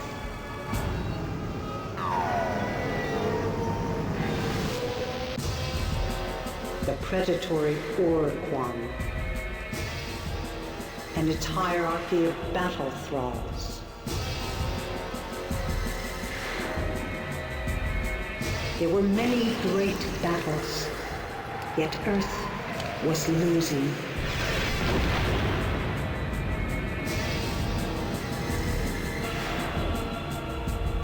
But then, far across space, an amazing discovery was made, deep beneath the surface of an alien world. An underground city, filled with the technological wonders of the precursors, an ancient and powerful race who vanished 1,000 centuries ago. But the Urquan swept through the nearby stars, stranding our scientific team here. 20 years have passed. We have continued our research. We now know what the precursors built here. It is a factory for building starships. But there are only enough materials to build the skeleton of one vessel. Yet that must be enough.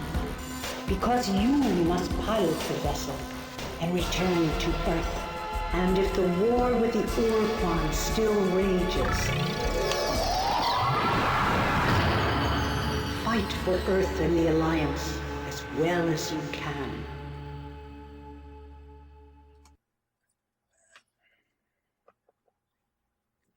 And that's the introduction to Star Control 2 for the 3DO. The PC version did not have that intro.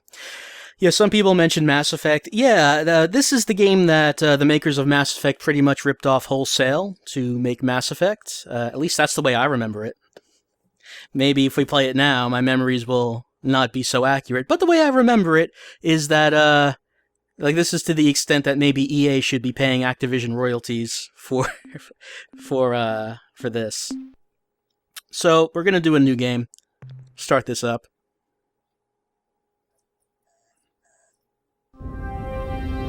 Alright, let's turn the audio down a little bit.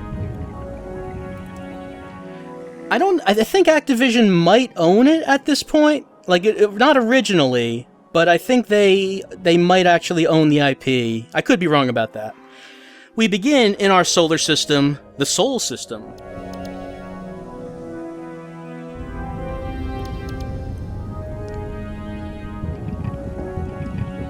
Now don't worry, we'll go to Pluto. We will. But first we have to head to Earth. In our ship full of new alien... Oh, hold on. Is this a friend?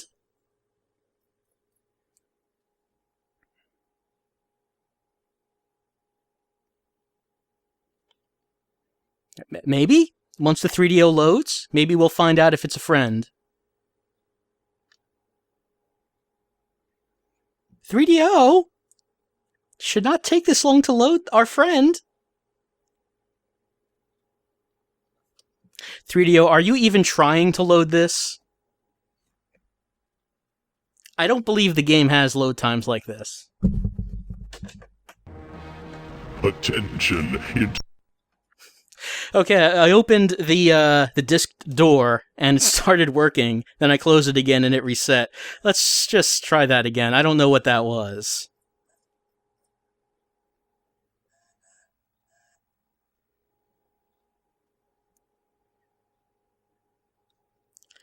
Nope. That is... Nope. 3DO, that is not the screen you pull up when you're playing a game.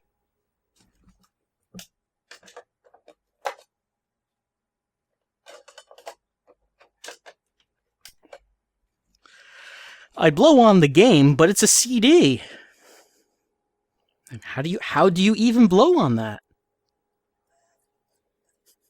Jareth does not want me to play the game, yes. Jareth wants me to go back to PT and see the other stuff in there, like the talking bag. No, but we're gonna play Star Control 2, and the CD is pretty clean. I don't think I can clean it any more than it is.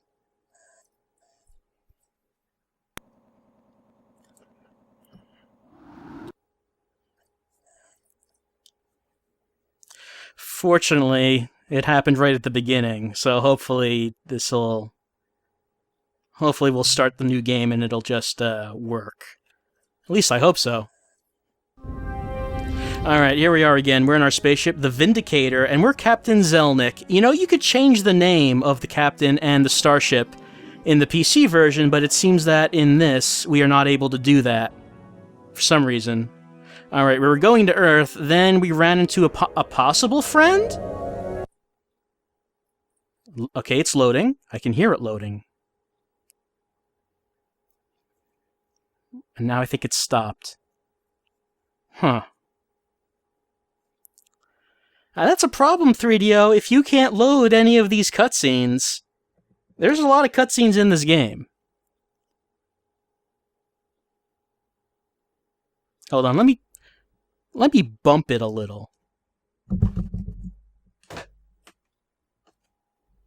I smacked it. I don't think anything happened.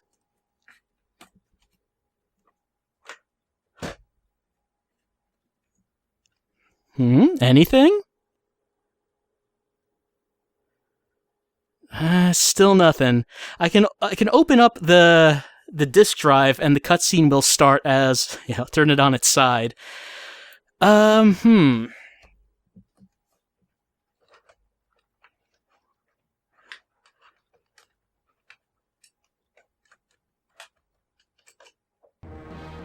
Attention. Yeah, it happened again. Okay, I'm gonna look at this disc. Now, you can't see it, chat. This disc looks pretty clean. I'm just going to rub it down, though, just in case. There are other things we can play, but I would like to try Star Control 2. It is a good game. Okay, I gave it a good rub down.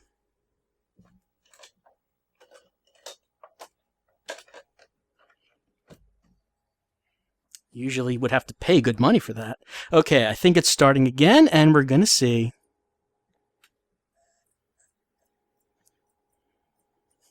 Try one of those disc cleaners that never worked. Oh, for the days of the 90s disc cleaners that could get the performance of our games running faster.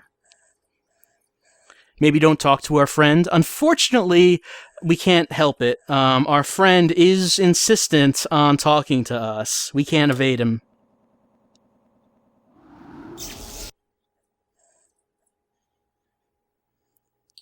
And I know this can work, because I tried it earlier on, and it worked. It worked fine. I don't know why this is happening now, but I really would like this to work. I really would like to try to play this. Okay, once again, we're in the solar system, the Sol system, and we're going to go to Earth, and we're going to find out what's going on here. 3DO, you're going to load this for us. This is important, 3DO. I just missed it. I just missed it and went flying by. And again. A lot of momentum on this ship. Well, it's a big, heavy ship. And now I'm just orbiting Earth. Okay. Okay, let's get serious about this.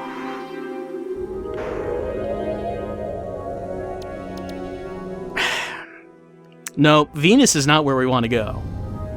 The handling of the ship is terrible. It's... Once you get into, once you start getting your momentum out of control like this, probably the best thing to do is just stop. Not stop trying... Oh, hold on. Here we go. Attention, interloper. Heed this recorded message. This drone vessel speaks with the voice and authority of the Urquan.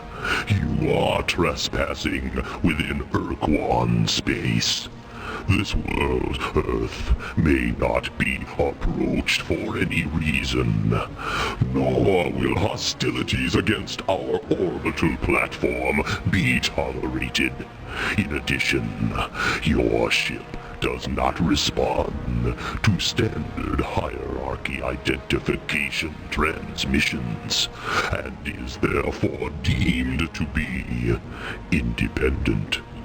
This is not permissible. Only subservience shall be tolerated. This drone now leaves to inform the Urquan of your transgressions. You are commanded to remain here and await the arrival of the Urquan. Disobedience will be punished.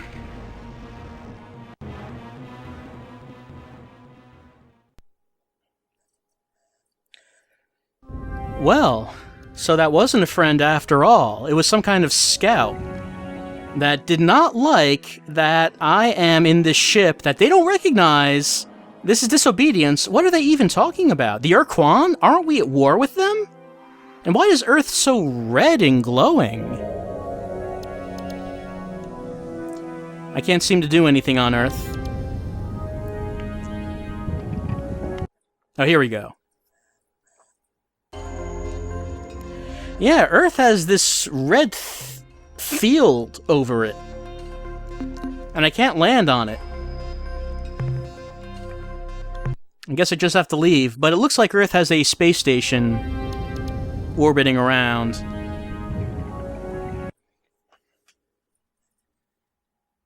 Attention, unidentified space vessel. I am Starbase Commander Hayes of the slave planet Earth. Our hyperwave broadcast is extremely weak. Situation critical. Energy cores exhausted. Scanners and deep radar are non-functional. We cannot identify your vessel. Are you the scheduled hierarchy resupply ship? Repeat, are you the resupply vessel? Alright, so it looks like they've got some problems. They're low on fuel and they can't see who we are. He mentioned something about this being a slave planet? Well, chat, how should we respond? Do you want to say who? Just give him the straight answer? Who are we? Do we want to lie and say that we're the resupply vessel? Or do you want to ask him what's going on here? Slave planet? This is Earth. Earth is no slave planet. Looks like we're saying we want choice number 3.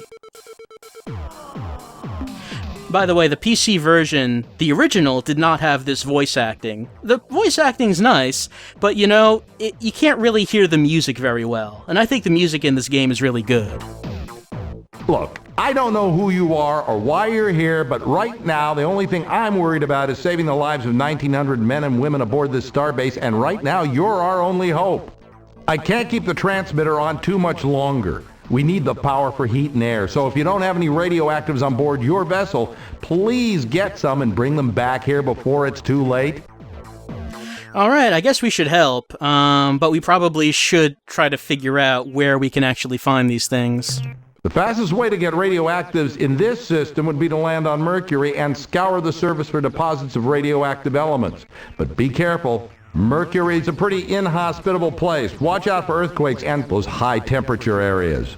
High-temperature areas? I think Mercury is a high-temperature area just all the way around. Thanks. I'll make sure to mention this the next time I talk with our masters. I'm sure they will reward you. They didn't sound too happy when we spoke to them. Alright, he wants us to go to Mercury and find some radioactives. That's what they need to power the space station. Alright, so let's head off. You know, we don't have a lot of fuel. If you look on the right, it says fuel 10. So, we need to be able to refuel pretty soon, or things are not going to go too well for us. Alright, let's head to Mercury. I shouldn't have done that. Alright, take it slow.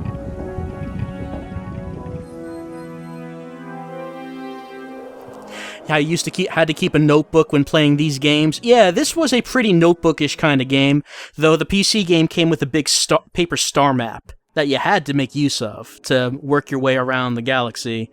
Here's Mercury. Let's scan it. Alright, we're scanning for minerals and energy and biologicals. Well, they said they wanted radioactive, so I guess what we're going to be looking for are some minerals. We can use the lander, like look at these little clusters of stuff.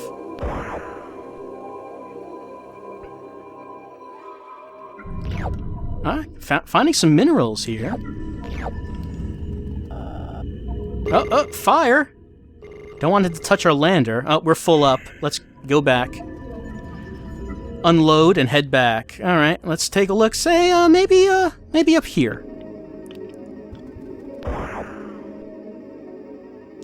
When I first played this... Oh no! I'm getting damaged, and we don't want our lander to be destroyed, because this is the only one we have. If this gets destroyed, we're screwed. We don't have a replacement. At least not right now. Didn't I have 50 crew? Yeah, but some of my crew go down to the planet in the lander. And then I think, oh, uranium, that sounds radioactive. That sounds what we need, like what we need. Oh, okay. See, our crew is now 48. 2 good men lost their lives in that expedition. Yeah, they went down to Mercury. It's a rough place. So I originally played this on the PC on a friend's 286. No, was it really a 286? No, it had to have been a 486. I don't think this could have run on... Maybe it could. You know, I don't remember now if that could have run on a 286. Did it have a math coprocessor? Pretty sure it did not. Did I know about the Urquan Masters for the PC? Yes, I did. Oh,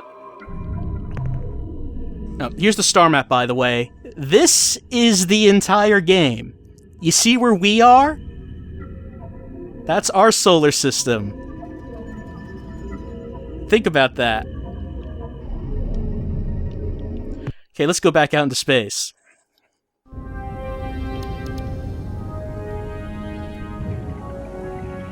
We got some uranium, so that seems like what the commander of the space station needs to refuel. Let's get in good with the commander, and maybe he'll help us out.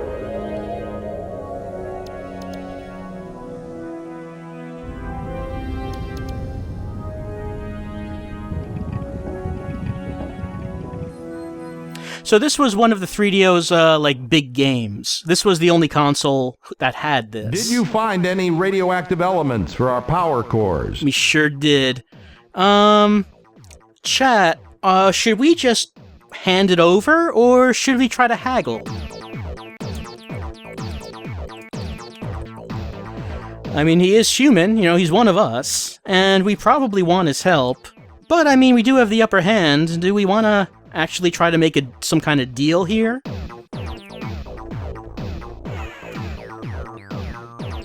Looks like numbers 2 and 3 have gone up, but it looks like number 3 is going to take the victory here.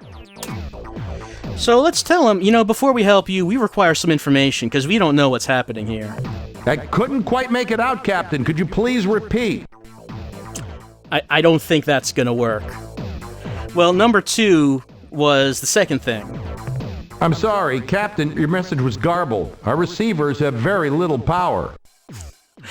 Are you bluffing, Commander? Are you just hearing me say that I want to haggle with you, and you're like, I can't hear what you're saying. Could you repeat that, maybe? I didn't hear that. Alright, let's tell him what he wants to hear. We're initiating transfer of radioactives, Captain. Now, as soon as our engineers can refit the energy cores, that's much better. Power ratings are climbing, life support is coming back into the green. Deep radar systems and sensors are now online, and I can scan your vessel. What the hell kind of ship is that? Just who are you, Captain? Right, he's asking us what kind of ship this is, because this is technology never before seen. This was technology created by a race of aliens from centuries ago, millennia ago, that came around before humans. They were called the Prothean. The Precursors is what they were called. It's precursor technology that we're using, and now we have unearthed it in the future modern day. I guess we'll just tell him who we are. Star Control science mission, huh? Captain, I served as a Star Control officer during the war aboard several cruisers in the Corward Front. And if there'd been any scientific mission to Vela, I would have heard about it. So he was part of Star Control 2, Star Control also, and he does not think our mission actually happened, but it was highly secret. Come to think of it, there were some rumors that Corridor 9, the Special Operations Division of Star Control, was directing some hush-hush operation near Androsynth Space.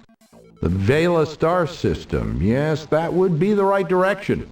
So, Captain, if you say it's true, how do you explain that huge alien starship you're flying? And why are you here? What do you want from us? Okay, it looks like he believes us.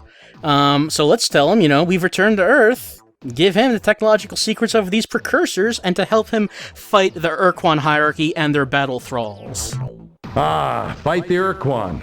Win back our freedom. I remember having such thoughts myself once, long time ago. That was in the first years after the defeat, when it was still terrifying to look up and see the bloody glow of the pulsating slave shield overhead. Though day and night we gazed up at the impenetrable wall as though the sheer power of our hatred would pull it down. But over the years I spent so much of my time struggling, down on the surface, under the shield, and then later up here trying to keep the station alive, that I'd forgotten what it means to be free, to hate our Urquan masters. And now here you are, in an alien ship of unknown power, offering me your assistance to fight against the hierarchy again after all these years. Captain, your offer is intriguing. It's tempting to think that with your advanced precursor technology, we can somehow crack the Earth's slave shield and reassemble the Alliance to attack the hierarchy. And this time, win the damn war. Consider the consequences if you should fail. The Urquan won't just punish us here on the station, they'll exact a gruesome retribution on the surface below as well. Before I commit this station to helping you attack the Urquan and accepting the risk of annihilation if we are defeated, I have to make sure that you and your ship have what it takes to oppose the hierarchy. I'll make you a deal. If you can eliminate the alien base on the moon and get rid of that threat at least, I will seriously consider your offer. Okay, he wants us to go to the moon and destroy the alien base there. I suppose we should get some information about this. After the Urquan erected the slave shield around the Earth and established this space station, they decided to leave a contingent of combat ships close to the Earth to keep watch on our planet and confirm that they were obeying the Urquan slave laws. I'm certain they're still out there on the surface of the moon because we can pick up a constant stream of alien broadcasts. Alright, I guess we're gonna go. Be careful, Captain. There are probably a dozen Spathi eluders and Ilrath Avengers down there on the lunar surface. I don't know why they haven't come after you yet, but when they do, you'd better have your weapons armed and your thrusters burning hot. A dozen ships? That's a little bit much, isn't it? You didn't mention that when talking about the alien base with the constant stream of broadcasting coming from there. Didn't hear anything about a dozen enemy ships there. Alright, let's head to the moon. Go to, I should save? Alright. That's not saving. No, I don't want to quit. I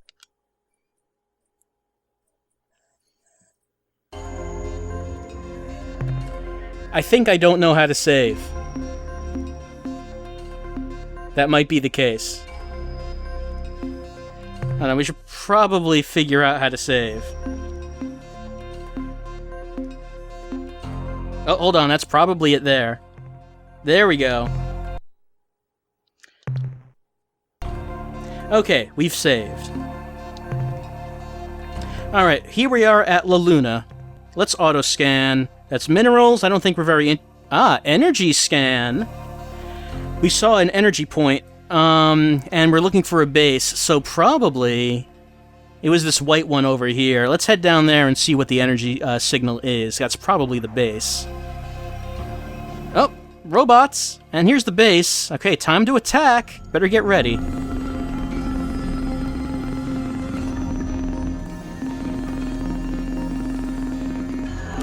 Except the base is abandoned. It doesn't appear abandoned, but no one's here.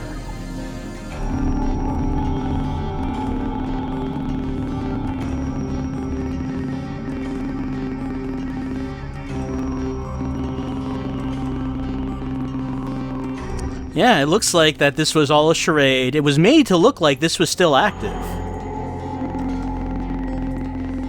But no one's been here for some time. What, Ensign Rigby, what do you have to say about this? Sometimes in this game they name the crew members. We never actually meet them or have any kind of cutscenes or anything with them, but I do like that sometimes they name who our crew are. We've now gotten reference to Ensign Rigby, who is our Xenotech. All right, so I guess let's go talk to the commander. Let him know that there was never anyone actually there, or at least not for a long time. There's no way you keep the same crew members by the end of the game. It's pretty likely. With the base yet? So, chat, do we let them know that there was no one actually there, or do we try to take the credit for a battle that didn't happen?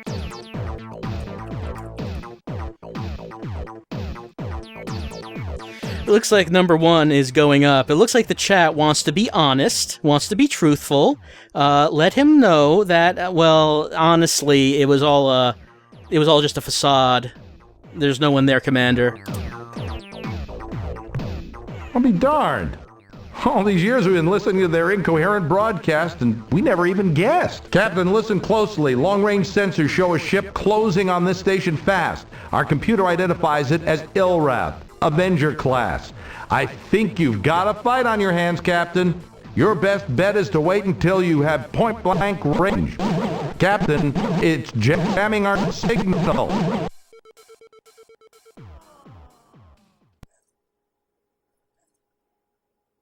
By the fetid breath of the Dark Twin Kazan, a human and an alien starship. How fascinating. When I intercepted that Urquan drone and learned that an unidentified starship had approached Earth, I never expected to find such a remarkable vehicle in the hands of a human. Humans are prey animals, weak and helpless. But here is a human in an armed starship, and therefore in direct violation of the oath of fealty. I am sure our masters, the Urquan, will punish Earth most severely for this treachery when I present them with the twisted wreckage of your ship and your many charred corpses. So, this is our introduction to the Ilrath. The Ilrath is one of the races that makes up the Urquan's battle thralls. They're one of the slaves of the Urquan, but they have a sort of a privileged class in that hierarchy, unlike humans who do not at all. So, what do you want to say? We have 4 choices. We can ask where they came from. We can just tell them that we're going to blast them out of the stars. We can tell them to surrender, or we can try to make an arrangement, try to coexist peacefully.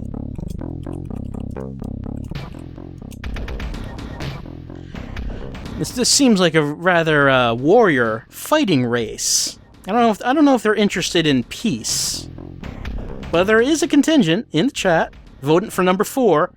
I think maybe we should try to get along peacefully. But no, I think number 2 is going to win.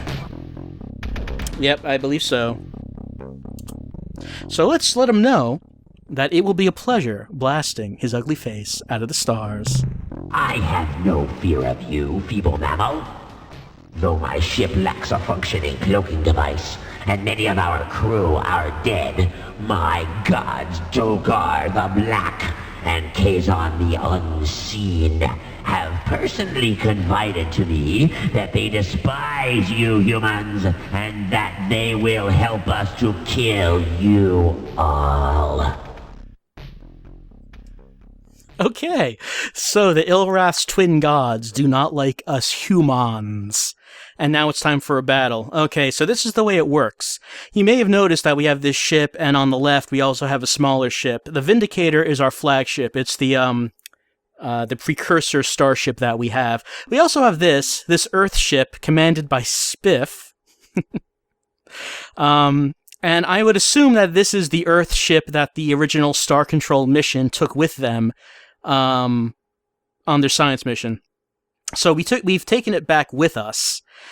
Now, we get more ships for our armada as the game goes on. However, if the Vindicator is destroyed, then it's game over. Now, it's been a very long time since I played this game, so I'm probably going to be pretty bad at combat. So we probably should risk the Earth ship in my attempt to try to remember how to play this. So let's get started. Let's do this thing. All right, the Ilrath is missing its cloaking device, and most of its crew are dead. So we do have an advantage. Oh, wait. The Earth ship has homing missiles. There we go. Oh, it's getting closer. Spaceman Spiff! Oh no. Oh no. So okay, so at least we have valuable combat data on the Ilrath. We now know that the Ilrath Avenger has a very close-range weapon. It's like a flamethrower, but it does a lot of damage if it gets right up close to us. Fortunately, we did do a lot of damage, so maybe we can deliver the killing blow with the Vindicator. Let's do this. Okay, here we are. Just gotta turn around to face him. No. I'm so slow! Oh no! I'm so slow! Nope. Did not make it. The Vindicator is an extremely slow ship, and now we're back at the title screen. I guess it's a good thing that we saved.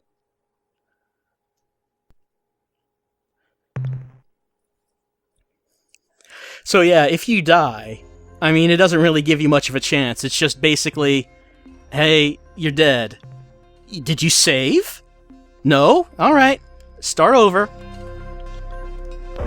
Let's try to get through this quickly.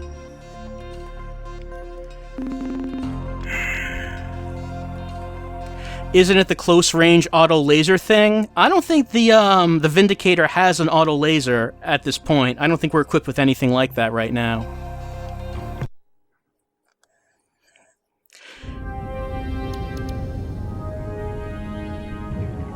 Does the Enterprise have a homing laser along with the homing missiles? I did not. Well, I could press the buttons and see if an alternate weapons fires. I'll be darned. Okay, I can just skip these. By the...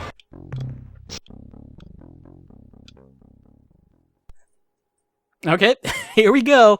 Alright, I think I'm going to have to try to beat him with Spiff, because the Vindicator at this point is just way too slow to actually do anything. Alright, let me see what we got. We have that. Oh, yeah, I do have a secondary short-range, Oh! There we go! One good shot.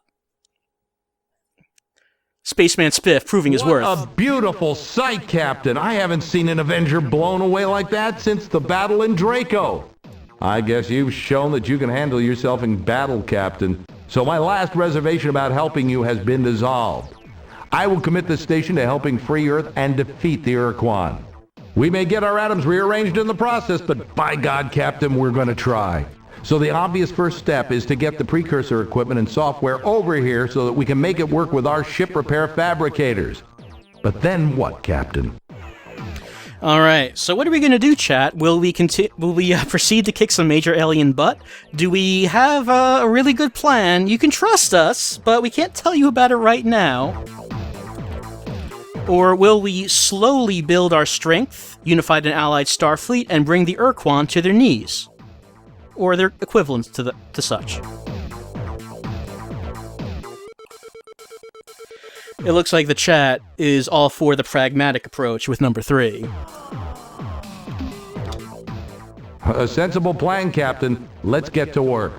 Good luck. By the way, Captain, I think we need a name for this new alliance we're going to forge. And since it was your idea, it's only fair that you get the honor of naming it. So, what will it be? Okay. So, chat, we get to determine what the name of the new alliance against the Urquois is going to be called. Do we want it to be the New Alliance of Free Stars, the Concordance of Alien Nations, the United Federation of Worlds, or the Empire of Zelnick?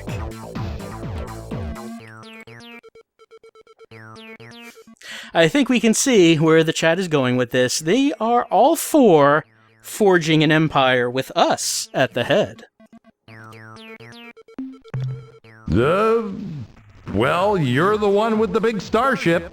So be it. Now, Captain, I expect the configuration process for the starbase to take at least 2 weeks, so let's get to work. All right, looks like the commander is taking it in stride. I have good news to report, Captain. We have successfully integrated the precursor technology from your ship into our fabricator system, and as you can see, we've already begun minor repairs on your ship, patching up some of the micrometeorite holes. We noticed that your ship does not have an emergency warp escape unit, so our engineers rigged up some for you and each of your escorts. Now, you should be able to escape from a bad situation with the touch of a button. But there is a cost, however. The unit gulps up 5 fuel units each time your precursor ship uses it. Also, we now have a limited capacity to make modifications to your ship, to refine starship fuel, to build additional combat ships, and to train new members of your crew for the flagship and any ships you acquire for your fleet. Captain, I know you're eager to get to work, so I'll be brief. If you have any questions how this starbase works, what resources we need, or just some background information on the galaxy, don't hesitate to ask. Okay, we might as well try to get some information, I guess. Certainly, Captain. What do you need to know? Let's see what he can tell us. How could we defeat the Urquan, I wonder? Can you be more specific? Let's see. Yeah, Commander, just hypothetically, if you were me, what would you do? Let's see. You need to build up and balance the strength of your flagship. I would add thrusters up to, say, 5 or 6. Speed is essential in combat, but it would also pay off over the long haul in hyperspace. And if you prefer to avoid confrontation, nothing beats a great pair of legs. I would add turning jets for increased maneuverability. I would add enough weapons to defend yourself if you're caught without escort ships. You need more crew, at least 50 to make productive voyages into space. You need additional fuel, at least 50 units. Your weapons will be underpowered in combat if you don't have at least 1 dynamo. I guess I'd gather more minerals to build up a good supply of resource units.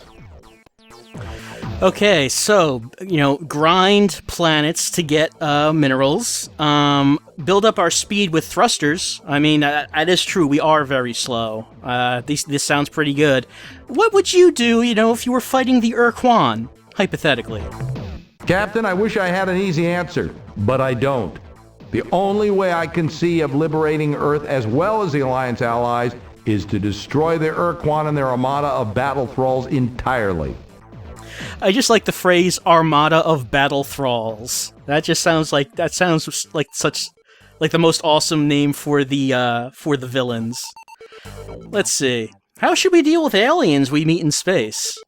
That all depends on whom you meet, doesn't it, Captain? Well, in all seriousness, if you encounter the Ilrath, Bucks, Androsynth, or other hierarchy battle thralls, I wouldn't hold out much hope for a peaceful encounter. So if you feel you have the advantage, attack. The resources you will scavenge from the enemy's wreckage are well worth the effort. If you can find Alliance races who are in a position to help us, then you must convince them to join with us. Their assistance may be crucial to our success. Okay. Any long-range plans? To defeat our enemies, we will need awesome strength, both in your flagship and the fleet, as well as the assistance of powerful new allies. Though combat will be unavoidable and sometimes necessary to achieve our goals, I'm certain your wits will be at least as important as your weapons. You'll need to explore this region of space, gathering resources and information wherever you go. Gee, Commander, it kind of sounds like you should be doing this instead of me. I don't know, though. Let's, What else can we discuss? Let's see. Where could we find the best minerals? If you have the patience, I would recommend you spend several months or even a year gathering mineral resources. You can find such minerals on almost any planet's surface, but the quality and density will vary depending upon the type of planet you're on. Base metals are probably the most common materials you'll find, but they aren't particularly valuable. You can find rarer precious and radioactive elements on metal-rich worlds such as Mercury. An old miner once told me that you could tell the relative quality of a planet's minerals based on the planet's color as seen from space. To remember the color sequence from good to bad, the miner had a mnemonic that went something like, very young orangutan could grow bananas perhaps rather well. It is also the case that mineral yields will be better at hotter stars. Temperature is related to the size and color of a star. Red stars are the coolest, then orange, yellow, green, blue, and the hottest stars are white. Indeed, the hottest ones of all. So, he mentioned perhaps taking a year on collecting minerals. There is actually a moving time in this game, and there is a time limit that you have to beat the game by, or else the cleansing starts. What else can I tell you? I think that's enough for right now. Fine. Is there anything else you need? I do have some minerals. Let's see. Oh, yeah, I'm offloading all of them. The more minerals you bring us, Captain, the faster we'll be able to tackle the Urquan. Return soon, Captain. I do need some fuel, though. I don't have much at all. Oh, there we go. I think what we want is the shipyard.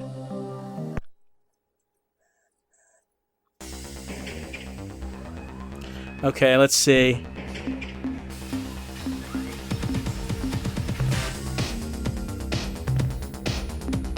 I can get some crew. Yeah, let's buy some crew. Nope, can I buy fuel? Alright, let's fill up my Earth ship.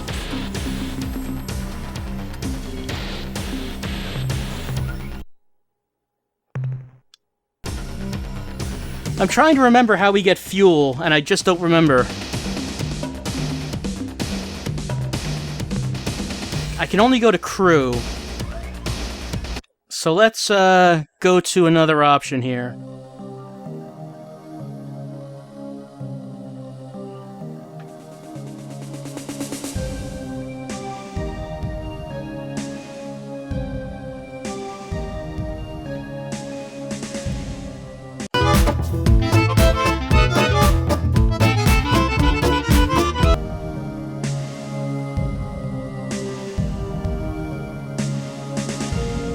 You know, I'm going to have to tell Kamek that the word he came up with has really cursed the stream tonight. Just constant evil spirits possessing the stream and crashing it. Or maybe Hitbox is just not doing too well tonight. In any case, we're back, and let's try to see if we can figure out how to fuel this ship.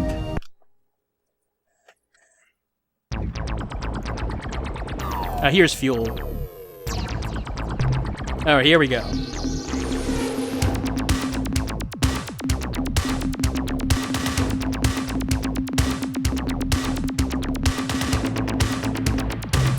Alright, good. I mean, that used a lot of our money, but, I mean, we have to use it. Let's see. We can pick up some modules. What could we... Let's see. Alright, so you see how the way our ship works? It's like a skeleton. Oh, I did offload the minerals. I did that before. We have these modules, like the fuel tank, the crew pod, storage bay, and our weapon, the ion bolt gun. Now, the way our ship works, it's like a skeleton, and we can buy and develop new pods for the spine here, and that's how we upgrade the ship. Let's see. I don't know if it matters where these are. I don't remember. Let's get a dynamo. Why not? That used the rest of our money. So I guess that's what we're doing. I guess what we would have to do... Module placement does not matter. Okay, good. So I guess that's all we can do to upgrade for right now. And by the way, I was serious about the music in this game being great.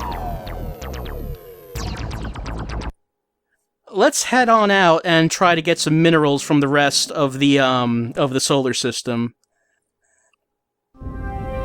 We can see what's going on these other planets. Ranger, we want weapons in certain places. Yeah, I can imagine that maybe the weapon placement would affect how they work in battle. What's going on Venus? Strip the entire solar system bare of resources? That's the plan.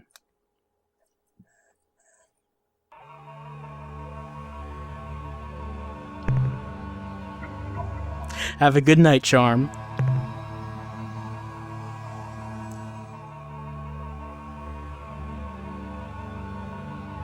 Mass Effect 2 is the plan? Well, we have to get through Mass Effect 1 before we get to that. Let's, put the lander down and get some stuff. Now, different planet... so much lightning! I'm getting out of here! Okay, forget about Venus. Forget all about that. We are leaving Venus. There wasn't much on there anyway. Some good crew people died. On the treacherous surface of Venus. Alright, so Mars will probably be a bit better. Let's head to Mars and see what we have on there.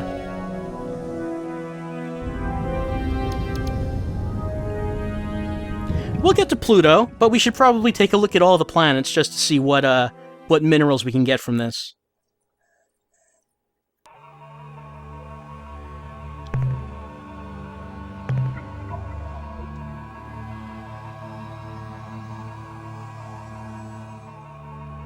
No energy, no biological, just minerals, which, I mean, that's what we're looking for right now.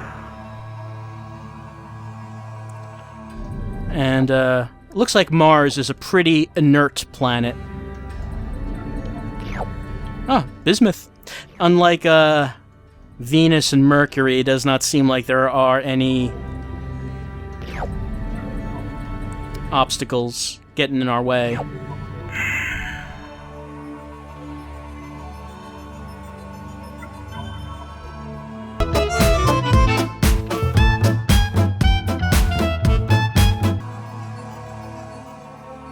Okay, I might consider calling it a night soon. Actually, I think it probably... Hold on, my mic's down. Probably would be a good idea to call it a night right now. I know it's just a little earlier than what we usually do, but I don't think we have much of a choice now. This is just way too haunted. Yeah, I don't... This does not seem like it's working. In any case, I think we had a pretty good night. We finished Sid and Punishment, and we learned the story. It was a pretty great story. Go to Pluto first. No, don't worry, we'll pick this up again. We'll come back to Star Control 2, and we'll end up going to Pluto. But for right now, I think we should end this. We finished Sin and Punishment, found out what the story was. We played the interview and saw the latest horror experience from Anothenk. We went through PT, which was pretty great, and we've been playing some Star Control 2, which is also pretty great. And I'm gonna have to end it right here before the stream crashes again. I hope everyone has a good night. I hope everyone has a good week. And we won't have a stream next week because it is the last Saturday of the month, which means that this has been an entire month of the new stream format. We started it on the first Saturday of this month and went through 4 straight weeks of doing this. I hope everyone has enjoyed the new stream format. I've had a lot of fun doing it with this more flexible format in which we just do anything, anything we want to do. So I've had a lot of fun. I hope you have had a lot of fun. I hope everyone has a good week, and I am ending this now before it crashes again. Have a good night, and remember,